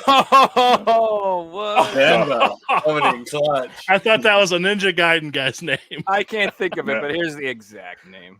Ryu Hayabusa or whatever. however they Ryu. pronounce it. I thought Yeah. that was the Ninja Impressive. Gaiden guy's name for some reason. Why? Yes. Huh. It I'm, is. Yeah, I think it is too much Ryu. coffee, bro. It is because he stars in the Dead or Alive games too. So, Yeah. It is the Mhm. same Oh, guy. yeah, that makes Yeah, same sense. guy. Oh, well, I just went with the Ninja Gaiden guy's name. I'm getting lucky, buddy. All right, question 7. This one's for Reggie. What rapper has his own game on PlayStation 3? 50 Cent. Correct answer is 50 Cent. Blood on the Sands. Blood in the Sand. I love That's a that game. really fun game. I too. didn't play that one. It is. I just found it in a box too. I think it's still Interesting online on the enough, Xbox. the Xbox version's way more expensive than the PS3. Yeah. version. Because the upgrades and everything too. Okay. that Backwards makes sense. compatibility. That's the one I found. Pretty Oh, sure. nice. All right. Question 8. Joe, this one's for you. What was the original name of Pac-Man? Ooh. He's hitting you with some hard ones. Oh no, it's some stupid name. Oh, because it means something. It's like some computer joke or something, some nerdy thing, right? Or am I just completely insane? Because it means something. Damn. It's gonna be some stupid Japanese like Happy Jump Man face something. I don't know. I think I might. Chomp Man. Not Chomp Man. Is Denver? Is it Munch Man? Not Munch Man. Or was that a Reckon? knockoff? Super Munchers. Who are you thinking of? Or Math Man. That was from 3-2-1 Contact. Munch It Man? Math Man. Math, no. All right. What about you, Reggie? You guys said the same answer I was thinking. I have no idea. I feel like I know this answer, but it's been a long time. I since definitely had known this at one point in my life. For Yeah. sure, I probably heard it on a gaming historian. yeah, thing. exactly. I watch all that crap. Yeah. Wow. I can't believe this one eluded me. I don't know. That's Can you give us a hard. hint, Dixie? No hints. I'm sorry. I give up.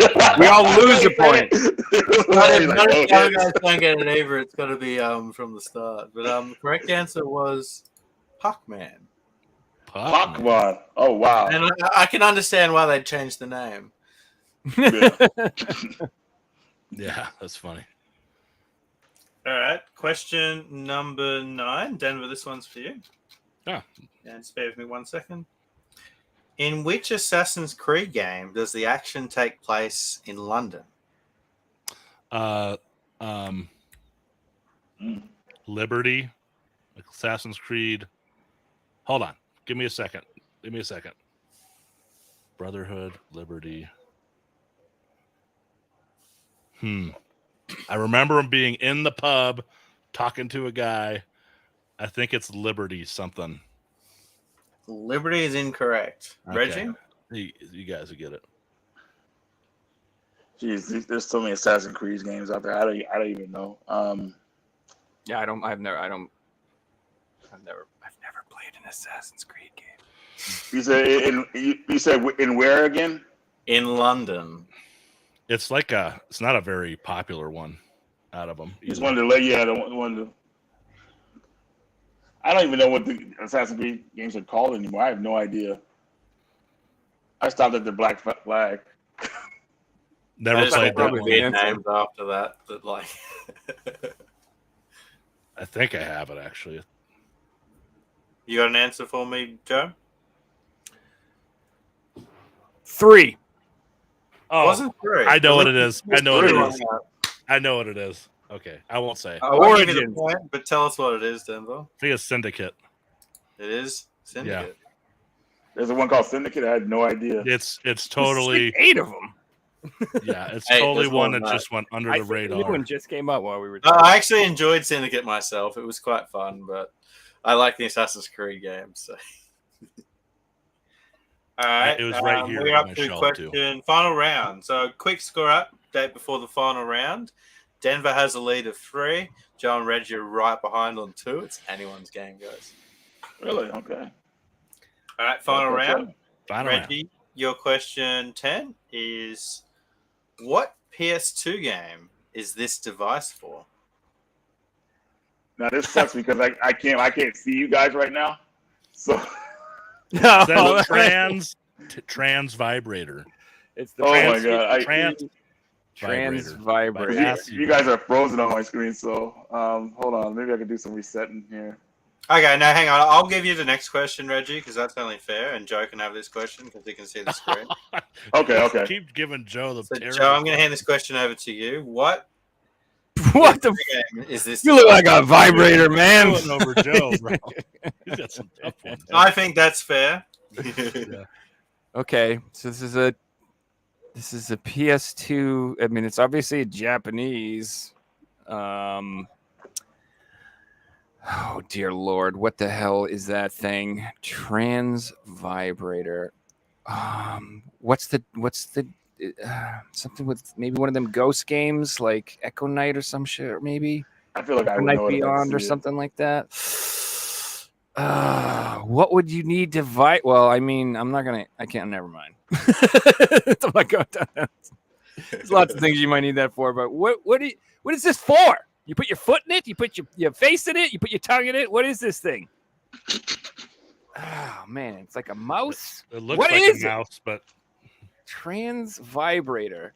I mean, I know what that means in 2023, and that's not what looks that like is. it's a Japanese game too, because that's Japanese on it. Oh my Lord! I'm gonna say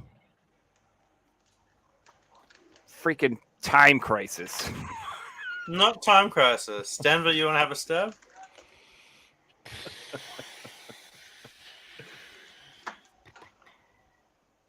Well, I can read a little bit Japanese. Let me see here. You cheating son of a! Doransu. Let's see. Toransu. Turansu vibrator. You're not reading. Okay, that's that. that's Shut the hell vibrator. up. Let's see. ASCII. Huh. Sofuto. Oh, it's soft. It says software. Okay. It has got more words on the front cover, but they've just been removed. Yeah, it's all one set. Yeah, it's one says trans vibrator and the other one says software. Shit. Nothing there to help me. Chain dive. I don't know. I'm just naming a Japanese. Incorrect. game. I know you can't see Reggie, but for the steal, you want to have a stab at it? It's a game. Yeah, It's a PS2 game. peripheral. Uses It's a an controller accessory. that looks like a vibrating. Wait, say it one more time. Say it one more time. PS2 game, and the peripheral controller is USB, and it's like a vibrating, like a. It pedal looks like for a mouse guitar or like a something. pedal or Yeah. something, but I don't know. No It's an idea. accessory. It looks like it only came out in Japan. Mm-mm. Okay. Parappa the Rappa too. All right, guys. Correct answer, and you'll know this one was Rez. What is that for? It's like some rhythm game. I've seen. Okay, I've seen the. I've never played it. I have the Dreamcast version. I believe never you put played that that. underneath your taint and it stimulates you if you get an achievement. All right, so next question's for Reggie. Outside of North America, the video game console, the TurboGrafx 16, was also known as. PC Engine. Correct answer before I even popped the graphic up was PC Engine. Reggie takes another point. Man, that was an easy one for you, Joe. You get stuck with the vibrator I get the- peripheral for Rez. It's a taint vibrator. You know what? I like rhythm games, and I actually have Reds, so I maybe should have possibly known that, but you know. I assume Joe actually knew that too. So. All right, final question. This one is for Denver.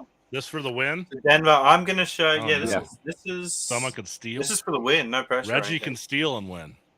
And if I I'm steal, going we to all show tie. you two pictures, and you have to tell me which PS3, PS4, and I believe this is also on the Switch game. This is. Huh? Oh, it's like a It's brain teaser. yeah. Yes, you have to use the words to Tesla Okay. grad. Let's see. Tesla grad. Yeah. It's correct. Denver nails it. Yeah. Congratulations, Wow. friend. And Denver Yay. takes Right on. the police quiz. All right. Right on, man. Hey, I got lucky. Thanks so much for playing. And I know everyone in chat always answers. So me and Pavel have decided that we want to get chat involved. So we have a bonus question tonight Great. for chat. And it's for you guys to help chat as well. So I want to bring another one of these questions I just asked Denver up. And this is for everyone. Booty booty. Booty booty o movie. So we're looking for a video game. Okay. And you guys in chat are welcome to help. I'll pull any This is comments so up. easy. It's so easy. It's funny. You know it, Denver? Yeah. Yeah, Yeah, the go guy, for it if The you guy know it. got it. Big booty. I'll say that, but the chat should get this. It's a fantastic picture thing you got going on. It's really funny. Oh, I think I know what it is. I get Anyone it. in chat know? I get it. Yeah, that is funny. Oh, chat's onto it. I'm waiting for the full answer, and whoever gets it will get a point. And we are continuing chat's score. So Come on, Turner. What do you mean we're continuing? We're gonna keep Come on, track Kelly. of everyone who Well, gets it, right? yeah, he Kelly. will keep track of score from Turner. chat. From each person. Yep. And then eventually, if we have a champion, we'll have to get him on to do the quiz. that's actually not a bad idea. We should just do like Someone a Jeopardy dominates. thing every day. Video game quiz. There we go. There Turner. we go. Assassin's Creed Unity. Ass, Yeah, you ass. gotta say it. You gotta say it. Assassins. Assassins. I don't get the See, I'm so stupid. I was just staring at the zero.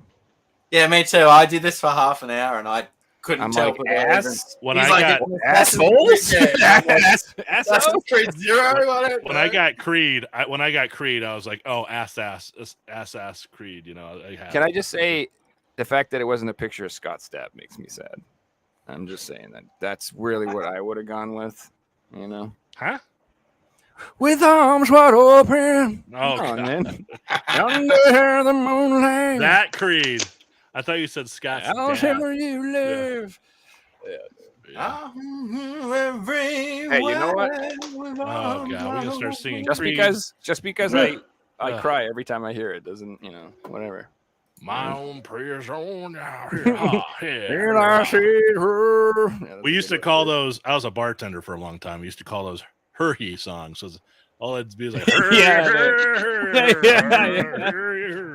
on a Sunday morning. I thought it was Butt Keyboard Unity. You guys ever play Butt Keyboard your Unity? teeth It's behind your amazing. lips and king like this. Butt Keyboard Cube. That's what it is. We're gonna have some really hard ones soon, so that was fun. That was fun. Well done, Denver. Yeah. We gotta get the chat involved in that. We should have like a phone. We should like hide the chat, or like, you know, you have her phone down or something, and you say, I want to phone a friend or whatever, and you just like look at the chats, have them help you out. Or even get like phone a friend and someone from chat comes on, you pick. Yeah. I want AJT's music archive. I was gonna say AJ's Yeah. undefeated. He's the one I'll be calling up too. Turner was on it too. But AJ's been on the show twice. He's never lost a quiz. So I lost to him, I think. yeah. He also won the 50th episode, which was You guys the are biggest- cheating on your quizzes. That's what's going on. Hey guys, we've got a few more segments on this show, and another new one is show and tell. So let's get into some show and tell. All right. Ass is There he going is. on. There we go. Metal Figsy and Joe Riggs. There we go. See, the Joe Riggs one. You don't look too different though. That is that. It just looks like John Riggs making a weirder face than normal. It doesn't. I like I that love guy. all I'm in the a couple people that Facebook you groups like with him. He's a really cool dude. Yeah, he's a cool dude. He's a nice guy. So how this segment is going to work is we're going to pull some cool stuff out of our collection and just show you guys stuff that you haven't seen for a while. Don't talk about every day. Is that Denver, what have Or- you got for us? Huh? Want me to go? Yeah. What did I do with my stuff I pulled? There it is. You said to get 3 things that kind of had a story to them. I got one that was a recent pickup. Oh, by the way, I brought this. I know it's a Model 3, but I found a perfect box on Ooh. eBay. Look at this thing. Oh, I had the beautiful. Model 3 in a. I had that out of a lot, and I found the box. It was perfect. I got Yakuza Dead Souls. My story with this is I got it for $6 at a pawn shop, and this is much harder to get one. I think it was up to around $100 at one point. I don't know if it still is, but it's a really funny game. The guy in the pawn shop just had every PS3 game listed at $6. I bought this and one other one. And I used to have the sticker still on it, but I swapped the cases finally. But that's interesting, Yakuza Dead Souls, because that used to be the cheapest Yakuza game, and then it became the most expensive Yakuza game. Yeah. Yep. This, I'm just going to do all three. You said to pick three, so I'll just do my go for three. it. Haunting Ground, I just picked this up. I know I showed this. I showed that on another podcast I did with you, Figsy, but this is actually new. So the guy on eBay said it's a Walmart, or not Walmart, Kmart reseal, and he had gotten it himself, and it was listed at like $400, $350, $375, something like that. And I'm like, I don't know. This could be a guy resealing his game, but it had the little white, beeper thing from back in the day, that what they used to look like with the detectors and stuff. And so I said, screw it. And I gambled on it. And the guy sent it to me, and I opened it up, and it is absolutely a Kmart reseal. So this is a brand new Haunting Ground game. Everything perfect. I think I got it for almost $400. But I've been looking for it for so long, and it might be $300. I can't remember what it was at, but it was a hefty purchase. But I got it. It's mint. It's just completely, absolutely mint. Good stuff. Another one, last one for me, is I'm big into compilation games. I really like a lot of the PS2 compilation games. I found a listing. The good old days when you ate well. $20, 35, 40 games on disc. Yeah. Now we're getting 4 covers for 2 freaking Game Boy games from Limited Run. See if I can get these all on here. This is a Taito Memories collection. This Japanese is all 4 versions that were released in Japan. I believe the purple one is the most expensive, but these are all also, people in Japan just take care of their games for some reason. Everything I always order from Japan comes over. It's fantastic. Beautiful. But the arcade, there's Taito Legends in the US, but the ones in Japan had different arcade games on them. A lot of them. So I got this set, and it also came, which I wasn't expecting, it came with these books about each one that the guy sent. Everything mint really condition, cool. And I got a really good deal on it. And I mean, the back of every one of these has all the games it has. And it's written in Japanese, but wow, that's awesome. You can play all those games, no problem. I'm sure they're all arcade games. So it has like good arcade games. It's not like a lot of the compilation games you get over here, and it's like they color dude. Taito Legends, the ones we got ever sick, dude. They were good. They were, but this has various a bunch games of on them and stuff. Very expensive. So these have even more, more stuff on them, and that was a great pickup. I'm into imports a lot for the PS2. Are you going to get the little Taito handheld Evercades? Either you guys getting? I haven't gotten into that yet. Oh, I'm getting them. I'm starting to eyeball them. On in the Taito. Yeah, if you like old arcade games, Evercade's kind of neat. They keep coming out in new carts. As long as they keep supporting them, come out with new carts, I'm down. So. That's a set I might like to get as an Evercade set. It's going to get outrageous soon to get the old ones. So. I'm not scared. Let's do it. Well, you talking to a man who completed a Sega CD collection and he's going. I got a Dreamcast set too, so yeah, I bet it'll be no problem. The Dreamcast set was tough. It'll be the easiest set you've collected, actually. Well, when you have this much stuff, you can start trading something or selling something you're not too attached to, and you have something sitting around like, yeah, I have some boxed Game Boy stuff that I could probably let go. Ooh. So anyway, someone else. Cool. I brought some of my holy grails along. So I like to collect subsets of games. So if there's a game that I really love and it's got variants, I'll get all the variants too. So a couple of I brought 2 series for you guys. So 2 Holy Grail series on PS3. First one is Aquanaut's Holiday.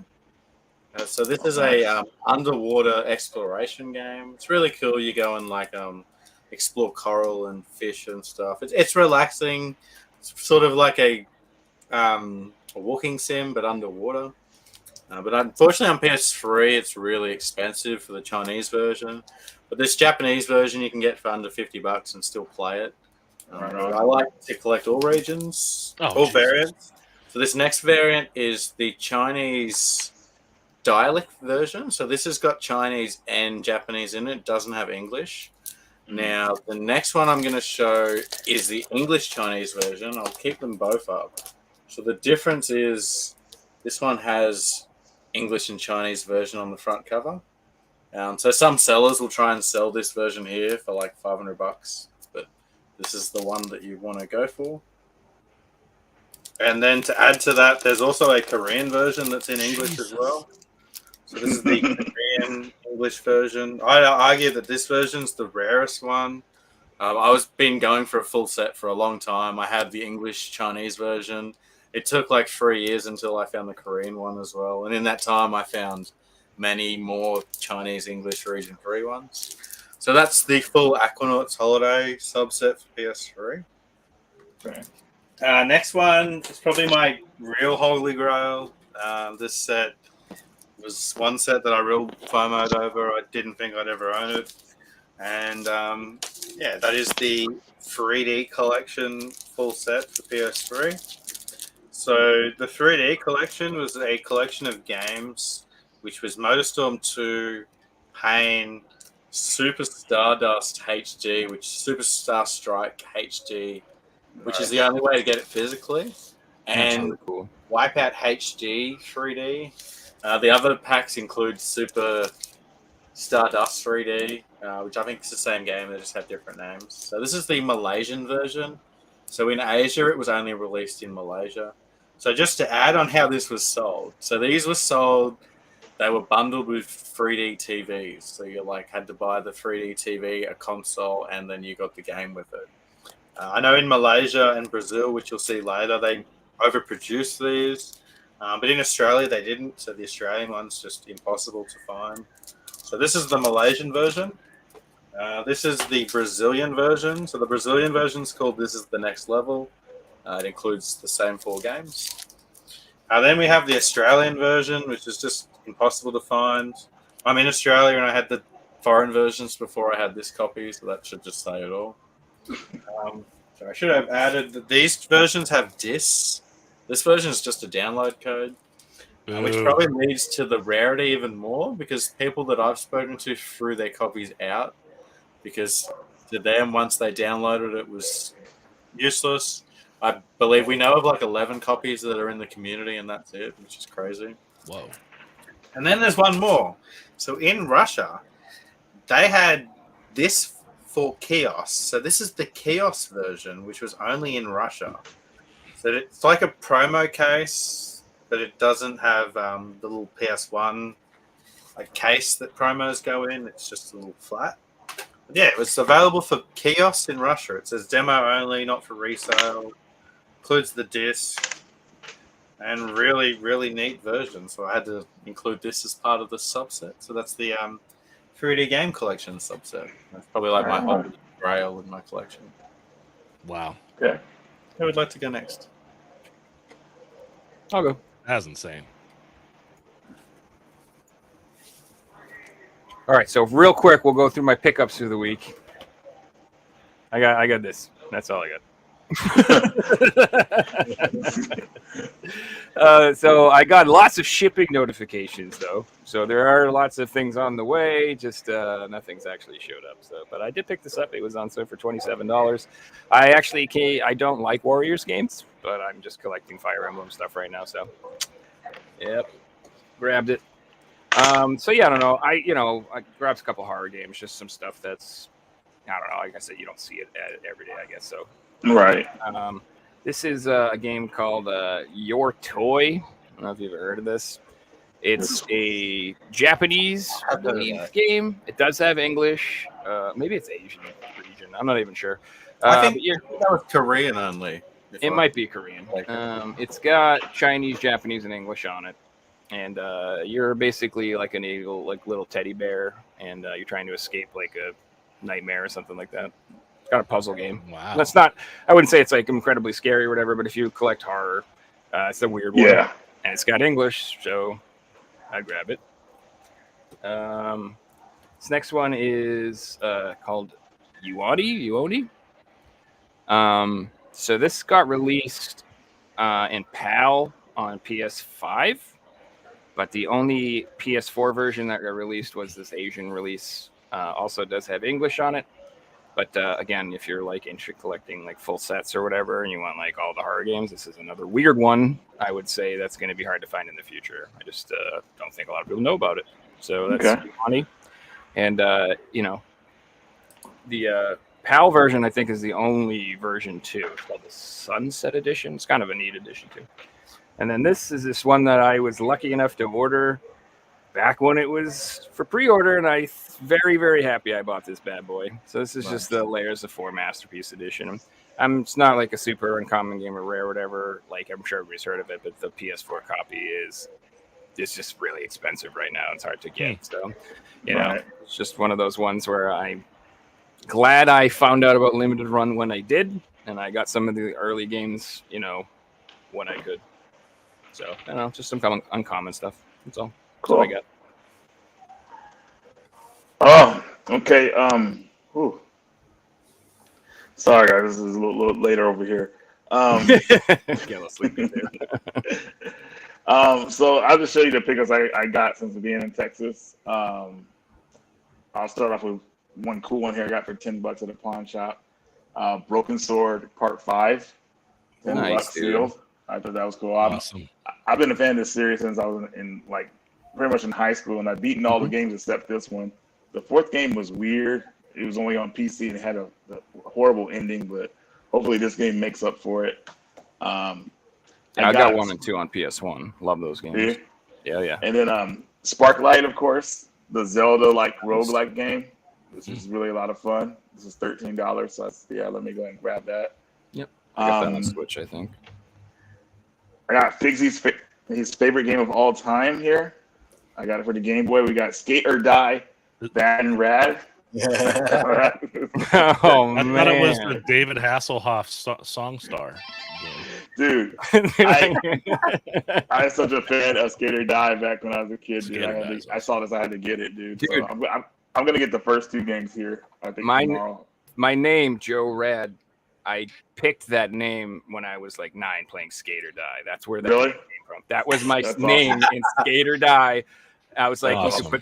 you could put more than 5 when I was like, I'm going to be Joe Rad. And I was, that's literally what I've been ever since. That's so funny. I've been looking for like Midway classic games because, you know, Midway went under back in the day, but they have so many cool arcade type games. And I can't believe I never played Arctic Thunder. You guys remember this racing game on sleds, sled machines? I'm hoping it's pretty decent. I'm pretty sure it is. I'm pretty confident because Midway were the publisher back in the day. So looking forward to playing that. I got a PC Engine game was given to me by a developer here at the show. It's called Vax. It has like 4 mini games on it or something like that. He was telling me. That's cool. One is Vax, Zars, Wave and Thunder, and Slope the Dope. Is that homebrew? Yeah, 100% homebrew. Awesome. I heard. I just heard M2 acquired the rights to. I think it was either PC Engine or TurboGrafx. A bunch of the shmups. Good.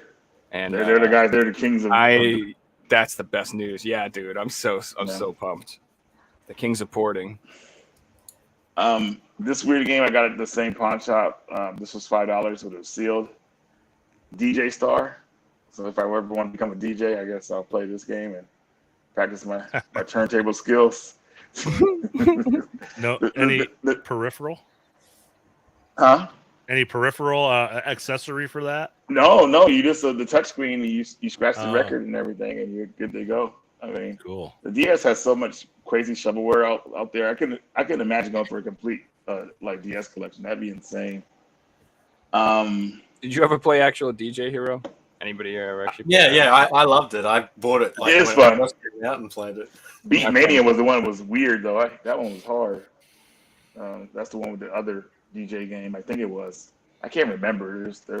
I'm probably wrong. But anyways, next game here. They Bleed Pixels.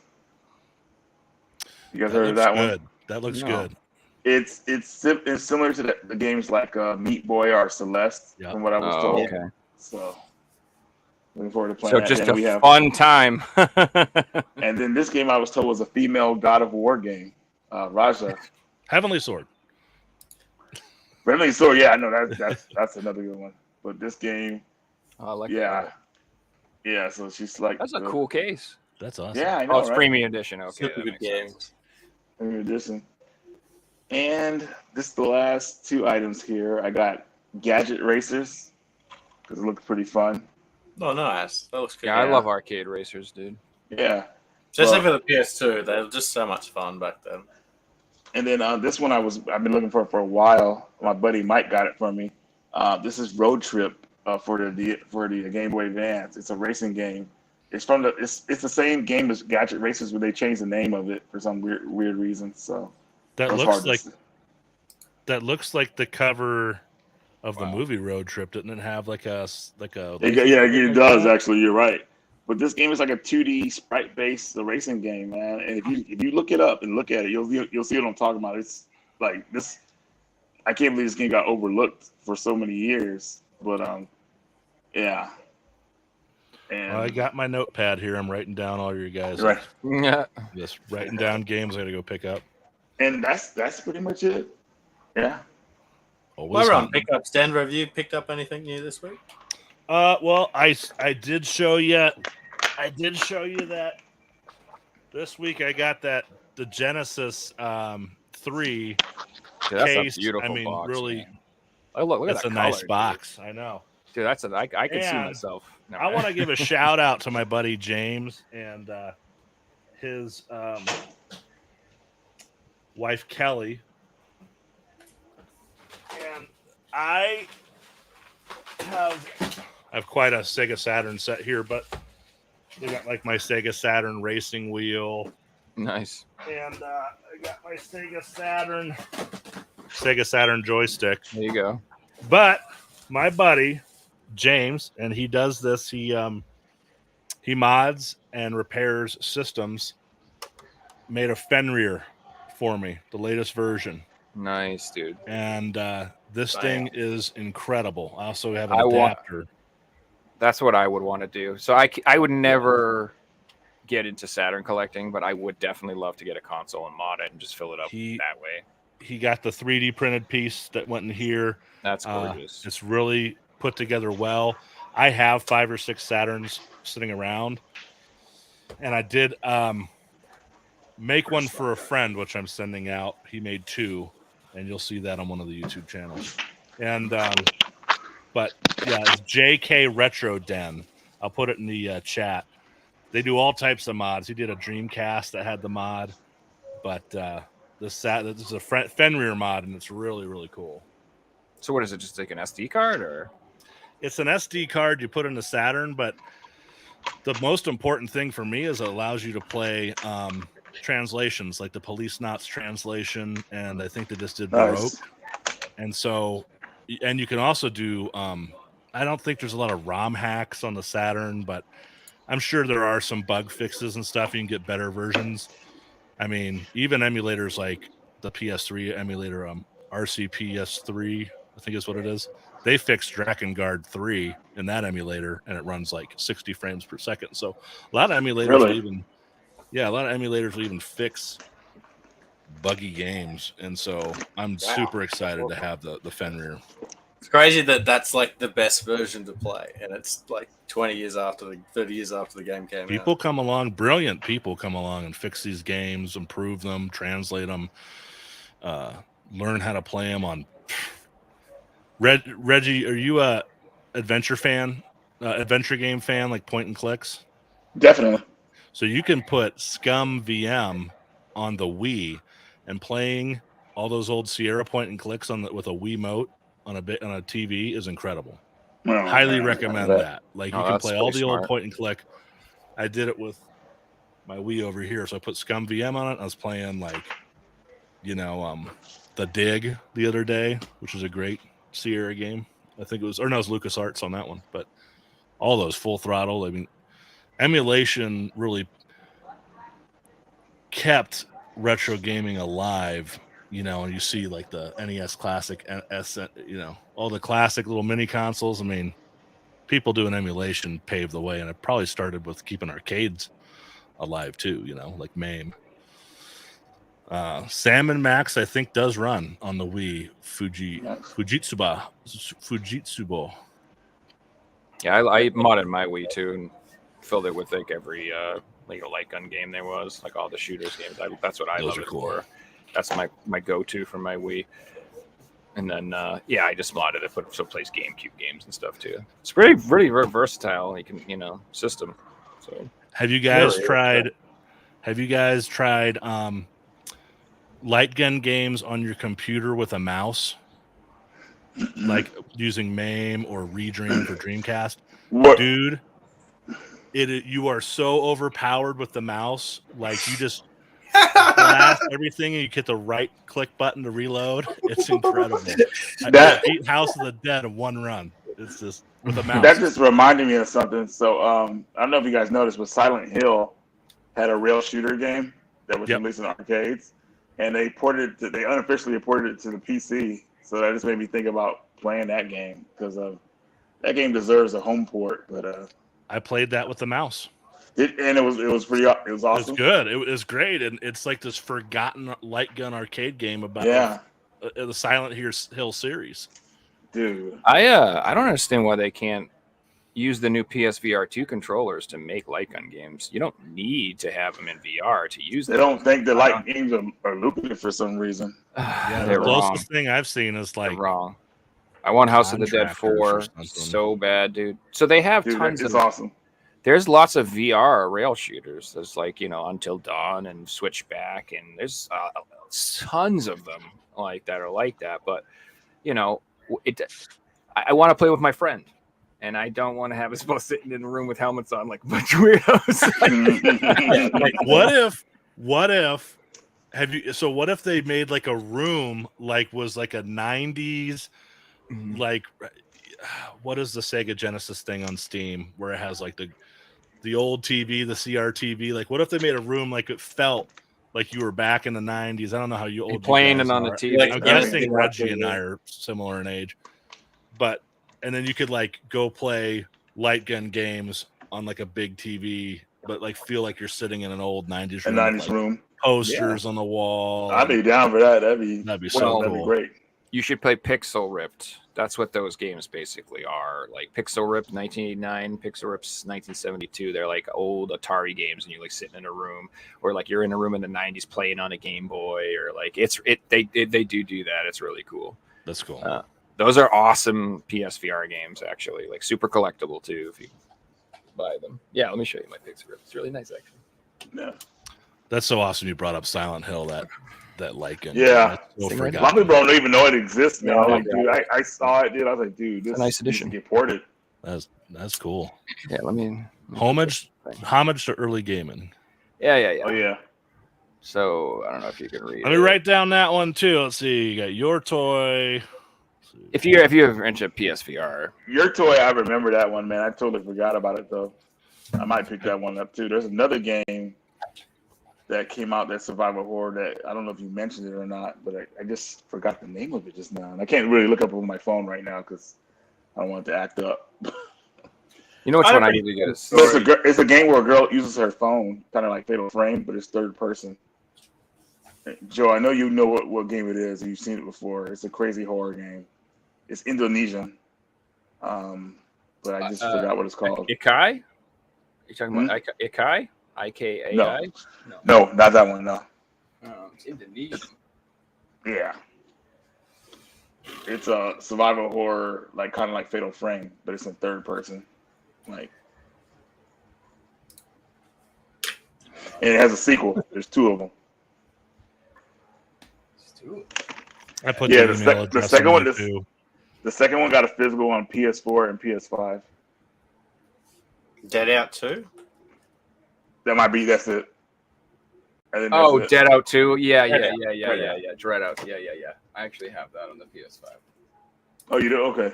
I was trying to get the PS4 version for it, but yeah, that's another good one. I think I got that on PS5. I'm pretty sure I have a copy of it somewhere. I had a story for you guys. I had a interesting pickup this week. So I've got a deal with Lifeline over here, which is a local op shop, and the head office in my city, where all the other stores send their stock to. I know the manager, and I've known her for like 10 years, and I give her Pokemon cards for her kids, and she's always looked after me. Anyway, what I've been doing is I go in there every few months, and I buy boxes of scratch DVDs for $5 each. And I've got a disc cleaner, and I'll go through and clean them up and sell the expensive ones on eBay. And occasionally I'll open up the boxes, and there'll be like CDs and Blu-rays. Anyway, fast forward to this week, I went in there and I got my boxes, and she's like, "Hey, there's some video games out the back." So she took me out the back and she showed me this box, and it was full of video games. And I'm like, "Oh, what do you want for them?" And she's like, "Just make me an offer." So I offered her $30 for the tub, and she was shocked, like that was heaps. And I'm like, "Yeah, Wow.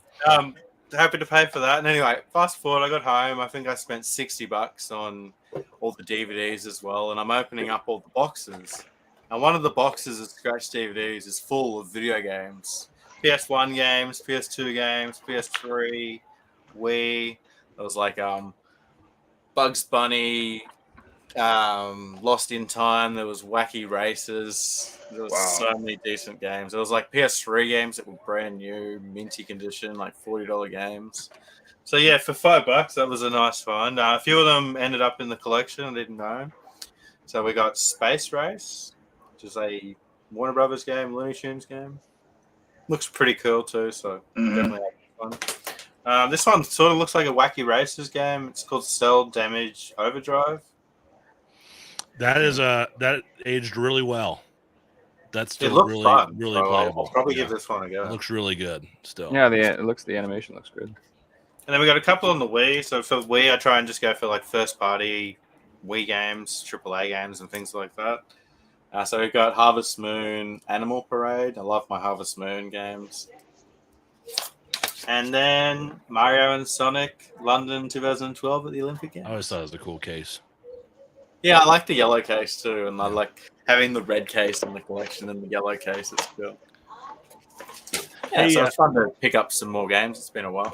Can you pop up my comment one more time, Figsy? It's at AOL.com. I put it in several times, but YouTube blocked it. So if you want to get anything modded, JK RetroDen at AOL.com. Word. This is there. Just had to name drop my buddy's modding. I Ooh, knew I Dread had Out. the damn thing. I was like, I'm pretty sure I bought that somewhere. Dread Out. Yeah, it looks pretty rad. It's another Asian English exclusive. I need to get that Sherlock Holmes that came out in Korea too. I really want that as well. Bro. Did you guys see during the week the new Spider-Man 2 console that dropped? Yeah. Well, yeah, dude. Yeah, it looked dope. You know what happened? I'll tell you what happened. My work decided to give me a bonus. And so God said, and we shall release this PS5 2 days later. Literally, like I was like, yeah, I got a vote. Oh shit, I'm gonna buy that. So there's no way I'm not buying it, dude. I'm gonna go for the plates and the controller. But if they sell out, I'm getting the whole damn console. I don't care. I'm getting that thing. Reggie's Are the about to lay plates being down. sold separately? No, I'm just trying to fix Get out him. my thing again. Oh Yeah, no! there's- Can you see us? I still see you guys. You guys are just frozen. Okay, we can see you pretty good. Cool. Yeah, they're selling the console bundle, and they're actually supposed to be selling the plates and the controller separately. But I have no idea what the quantities are.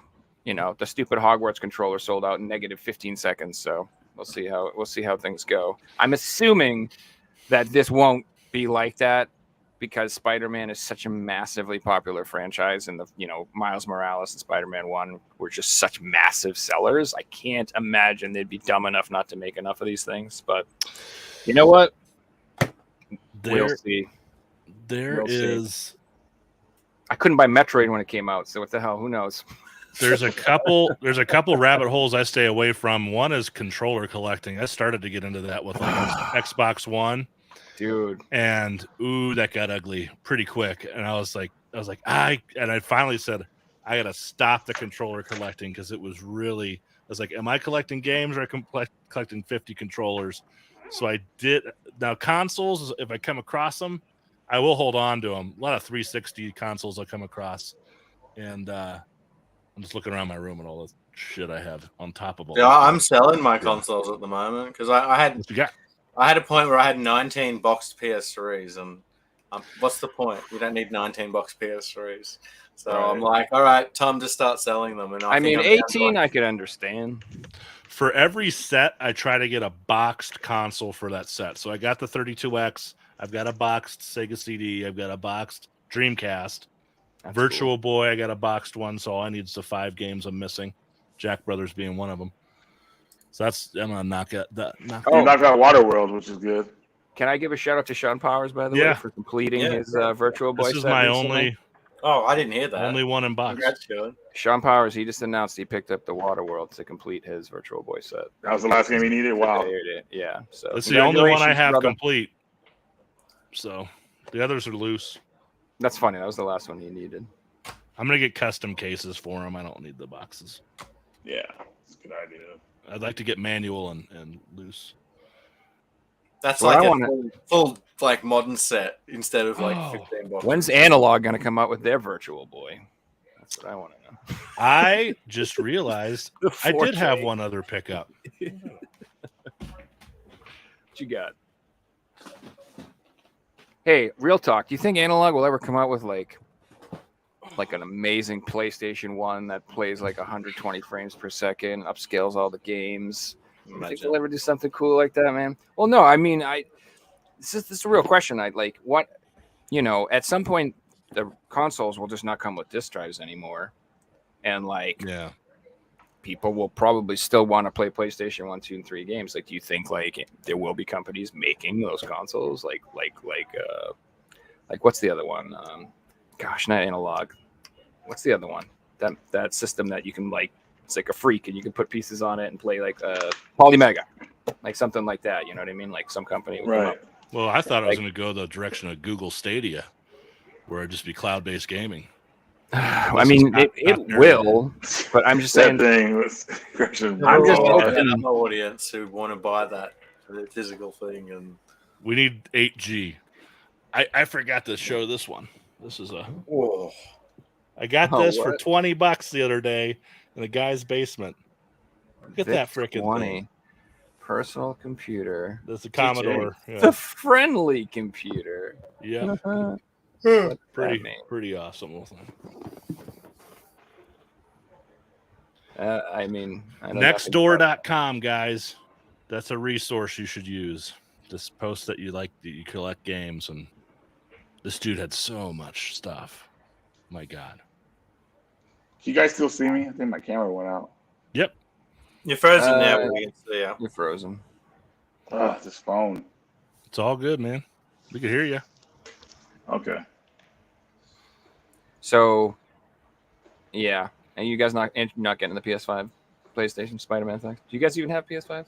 Reggie, I know you got one. I got the day one PS5. I'll probably wait till my one goes before I look into another one.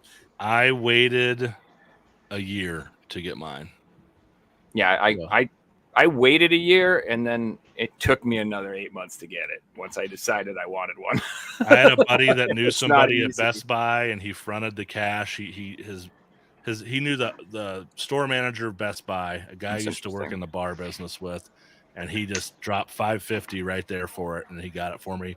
He plucked out Horizon, whatever the new one's called, Forbidden West. Plucked that out, and then he gave me the rest. Yeah. I said to pay him back. Nice, that's fair. Yeah. I think Pascal brings up a good point that the console's black itself. It just has the plates. So So, like, are we actually going to see a special edition console that isn't just black or white? Will we see repro plates? Yeah. Chinese repro plate. Those plates are Yeah. expensive though, aren't they? Yeah, they're Like the official, $65. yeah, the official ones. I have all of them except for the Final Fantasy ones. Oh, I just that's funny. Andy and I talking about this the other day. I just feel like they're going so that you know how they have the disc version and they have the digital version, and then they're supposedly coming out with the slim soon, and then maybe even a pro or whatever. I just feel like that the plates for the disc version in particular, they're just going to start producing them, and like the second they do, they're going to just get insanely expensive. So I'm just grabbing them all.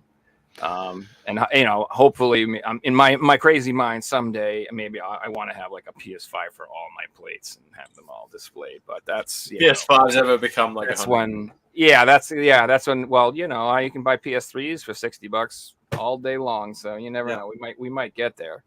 2040. And Joe's another buying thing. multiple PS5s. Another thing I want to do too, which just sounds sick, but like the new handheld they're coming out with, right? That's like streaming. It's not like you just streams from your PS5 basically. Yeah. Mhm. Well, I literally want a second PS5 just for that, just for a dedicated streaming PS5, so that way like my girlfriend can still play her games on the TV, or we can still watch Netflix and not worry about it or whatever. But yeah, I want to literally have my own PS5 just for that stupid handheld. Well, Joe, I mean, I just read an article, man, and they're talking about the PS5 Pro coming out next year. Really, what do you think about that? I mean, I think that it's insane, to be perfectly honest with you, just because that people are just finally getting PS5s, dude. And I don't see them doing a price drop on the regular PS5. Are they? I mean, or is it just going to be a PS5 Pro that's $700? Like, what are they going to? I think they would just switch to the PS5 Pro as the main one and just start and then discontinue the regular Slim. Ones. That's what I think they're going to do. I think sounds about right. I think that original PS5 disc model is definitely going to get discontinued. I think it's probably too expensive for them to make, and they don't like having it. Yeah. And they don't like.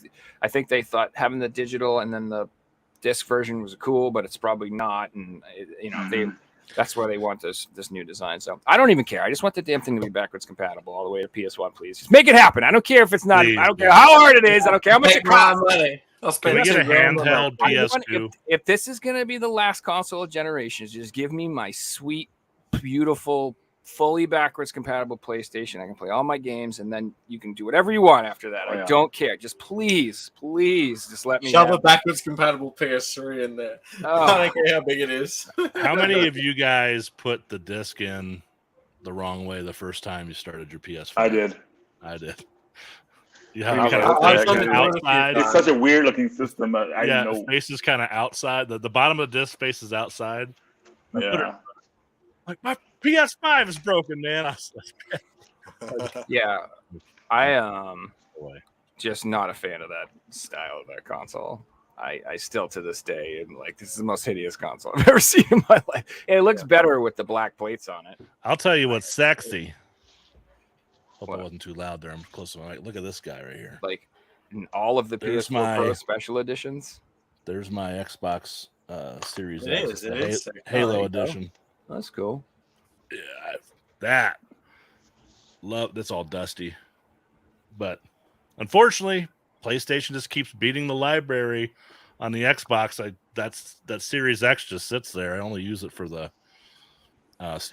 Yeah, it's because of that Game Pass they were trying to focus on. That's why they don't get a lot of physicals like everybody else. I mean, PS4 blew them out of the water.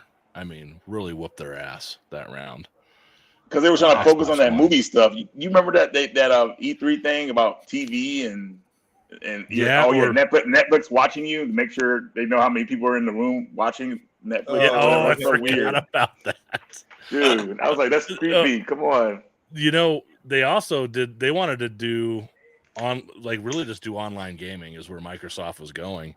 And then Sony just Was it Microsoft? Yeah, wasn't Microsoft the one that said you weren't going to be able to share your games with people? Yeah, Yeah, some of them- And then Sony came you out can and was like, share a you can game. share your games. Yeah, They you did a couldn't little small resell 'em. commercial. Yeah, hell no. I paid That was for it. hilarious. Yeah, and this is why I don't like the digital. I don't like the digital gulag. I don't want to be in this system that's just completely out of my control. And as a buyer, I'd have no choice but to comply with whatever the system is that day. You know what I mean? Like, Yeah. I don't know. Like, games could just never get cheaper in a digital world. They could just never be on sale. They could just be No. $60 forever.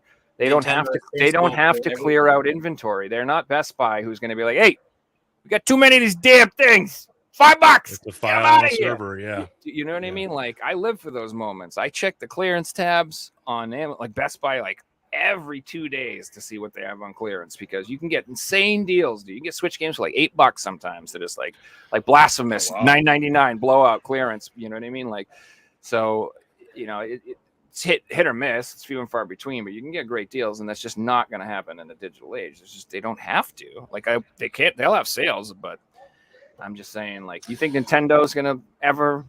It's just no, dude. They're gonna be set $60 forever, dude. You'll be paying $60 for Mario Kart in 2052. Like, it's never getting cheaper. Dude. Yeah, Switch games not are gonna the ones that backflip just and do go, not drop. You know what, guys? Let's sell all our games for $5 because we're feeling really generous today. No, that's not- Yeah, and also, like, you guys obviously know, there's no return on your investment. Like, No. play the game, and then you might have gotten your money's worth that way, but you cannot sell the game or exchange it for something else. Well, And that's just it's not smart. the comment you just posted, Black Neo 5150, the scalpers and price hike turned me off. Everybody's got a side hustle these days, and Yes, it is. the cost of living is going up huge, Yes. especially in Denver's getting insane. Food's labor's going up going in up. price. Yeah, small Yeah. businesses hurting. A lot of people till the doing student side loans hustles. start. Yeah, so a lot of I work in student finance, and like I'm telling you, like people are going to be in it for a rude awakening when all that stuff's coming back. everybody has eBay on their phone, sold listings now. Everybody can kind of figure this stuff out. 10 years ago, you could still kind of like be pretty savvy. There's so many resellers now doing side hustles or full time, that are going and buying pallets of PS5s. It was always like that with Tickle Me Elmos and stuff back in the day, but Beanie Baby. now and, it's yeah, like so many people. Dude, Like so many rage, people doing rage that. inducing. When I tried to get the Hogwarts control and it sold out in 2 seconds, and then instantly there were 500 of them on eBay, I was just fucking livid, dude. assholes. Livid, just livid, man. Like, I was come at a on. garage sale. Dude came. I was paying. It was $10 for an original Xbox. I'm sorry, $10 for original Xbox and like 20 games. This dude came like right behind me and was like, and I'm cashing out with this guy. And the guy behind me was obviously a reseller. It's like, hey, I'll give you $40 for that to the guy who's selling it to me, And the guy's like, oh, well, 40. And I go, look, me and you, we've exchanged money. Give me my change. This is sold, But the resellers are everywhere at the garage sales too, That's so scummy, dude. They just blab too much. Especially when like it makes it an awkward situation for you and for the guy selling it. But honestly, Yeah. if you tell everybody that you're a collector, you will get your friends that, family members, friends. And, Mhm. I always mention it. I train at my work, and so like I constantly like there'll be like 20, 30 new people starting at my company, and I always mention in the chat like, hey guys, just so you know, see all this? These are all games. You got games. Your friends got games. I'm not kidding you. Let me know. Let me know. And it's usually nothing. But I've had a couple of things come through that way. Some people at work just being like, I don't know, my son has this stuff. I'm like, yeah, I'll buy all your PSP stuff. Heck yeah. So, but yeah, you gotta let people know and put it out there, and people will think of you. You know what I mean? They really will. Like, so. But you know how it is too. Everybody thinks they have treasure when they don't. So it's a lot of people being that like, too. so Yeah. many people being like, you want my games? And I'm like, no. No, I don't want any of these games. I'm sorry. You can keep your Wii and your Just Dance and your Just Sing. I had a guy get Connect really pissed at Adventures, me last yeah. week. Yeah, I'm He all set. had- this guy had 80 computer games, but they were like not big box PC era. They were like the 2000s or DVD case games. A lot of them Mass loose, Effect 3. and they just were just PC. They don't even run. Like computers don't even have disk drives really now, right? And like this guy like wanted so much money, and I was just like, because I have an ad floating out there on Craigslist. I'm like, dude, I can't give you more than $1 a game for those. I don't even know what to do with most of them. And he was mad. And I was like, they are worthless, man. I'm sorry to tell you. Yeah, they are. It's in that age of PC games that just I got a in bag the of 2000s. And you're 100% spot on. I bought an older lady's PC collection, and I was in There's it. one, telling her I was a collector. Supreme Commander, Forged Oh. Alliance, Civ 6. Dude, I got a box of these. I did find this in the stack, though. Hey, that's Cool. I didn't realize I had Cool. that. I'm going to sell that. That's actually worth something. This lady's invited me around her house, and I'm looking Nice. at her old PC games, and they're all those like Classic. Classic. Yes. This actually adventure, like spy, and you got like hide and seek games like that. So I took them all for $50. It took me like 2 years to sell them, but there is a market on eBay for like older people PC games. They Well, sell I them. did get. Civ I got a huge lot of like 150 games for $2 each, and they were all big box PC games. And I sent Metal Jesus. I sent him a box of like 20 of them out to Seattle because there's just some stuff that I knew that should go to a guy like him that's really a hardcore big box PC collector. And I have a lot of them back on that shelf right back there. Nice. They're all on there, but So some good ones. I do think that building like a really badass, like an XP machine and playing like Quake 2 again with my friends, that would be really fun, dude. I love Playing Tribes. Quake Tribes 3 was Arena or Unreal Tournament or something. Those are that great, would be. yeah. Yeah, well, you also know, like, I don't know if you guys back then, but like back then, if you had a PC at all, you were lucky, and most of the time it was like, way underpowered, and you could never play what you wanted to play. And if you did, it played like crap, or it would crash, or it was always a struggle to like enjoy it. So it would just be cool to just build like just a completely insane, overpowered, maxed out machine and just play games like Well, that's what Andy's been doing. He's Yeah. been building these PCs. It's like if it was 1999, this would be like the best PC on the planet. Yeah, that's cool. I think that's neat. That'd be fun. I could see myself enjoying that because I do love that time period for PC games. I did like play a lot of FPS and adventure games and puzzle games and stuff like that back then. I used to love that stuff. Yeah, I love tons of RTSs too. I loved RTSs, man. Oh, Strategy games. Yeah. like Yeah, that. Warcraft, Command and Conquer. I was Hell into yeah, those a dude. lot. Yeah, Warcraft 2 and Warcraft 3 I played so much, man. And I remember they were so excited for when Warcraft 3 Reforged was supposed to come out, and then like it just was the biggest turd ever, I guess. And like I didn't even try it because everybody said it sucked so bad. I was just like, all right, well, I guess I won't even try it. So I don't know. But I used to love those games, dude. Oh, so much fun. I still play you- these games on the PC. I love them. do we have any more segments? No, I think we're about to wrap up. This No, show. Okay, I thought you said you were mentioning segments, and you mentioned then you went into the show and tell. I thought we had one more. We'll get some more into the show eventually, but at this stage, I only got a Okay. couple. Dude, I told you about this before the show. My wife is skinny. I'm a big boy. Look at this. She keeps shut. I guarantee you, I turned on the AC when I came in here. Doors shut. She came down. She turned off the AC on me. I'm sweltering in here. Goes She's back to the skinny. blanket. She doesn't get hot. When it's wintertime, she freezes her ass off. I'm fine. Bro, I'm just like roasting here.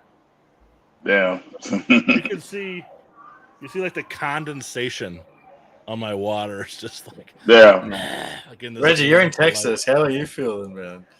I mean, this hotel room is pretty lame. The air conditioner barely works, but Oh I'm no. pretty cool right now. But man, I'm dreading going outside.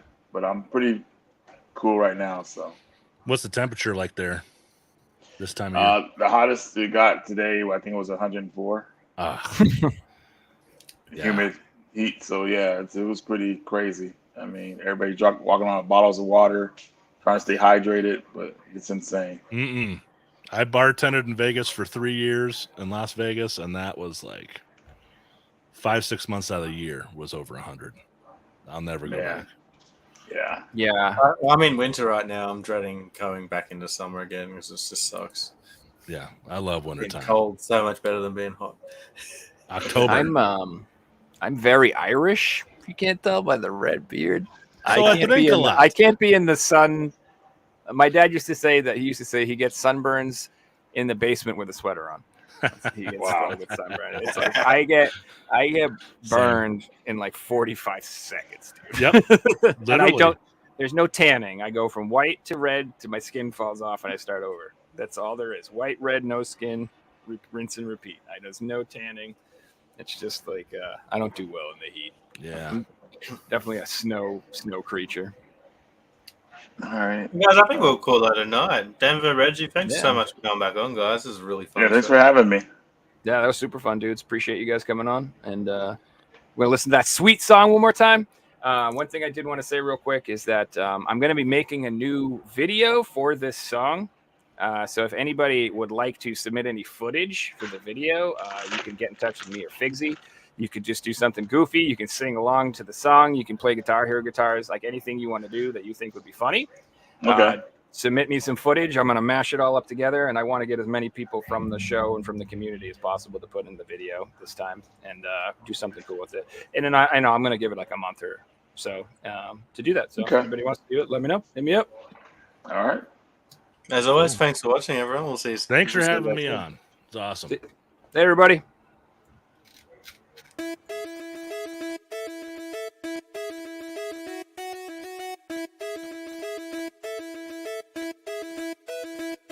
You found the coolest place to be, the PlayStation collecting things. And come on, won't you stay with me? Welcome to the show. Gather round the boys and girls, collectors from around the world. Let's show the people what they need to know. Welcome to the show. Gonna talk to guests, only got the best. Gonna put their knowledge to the test. Gonna laugh and memes, gonna live the dream, gonna show you.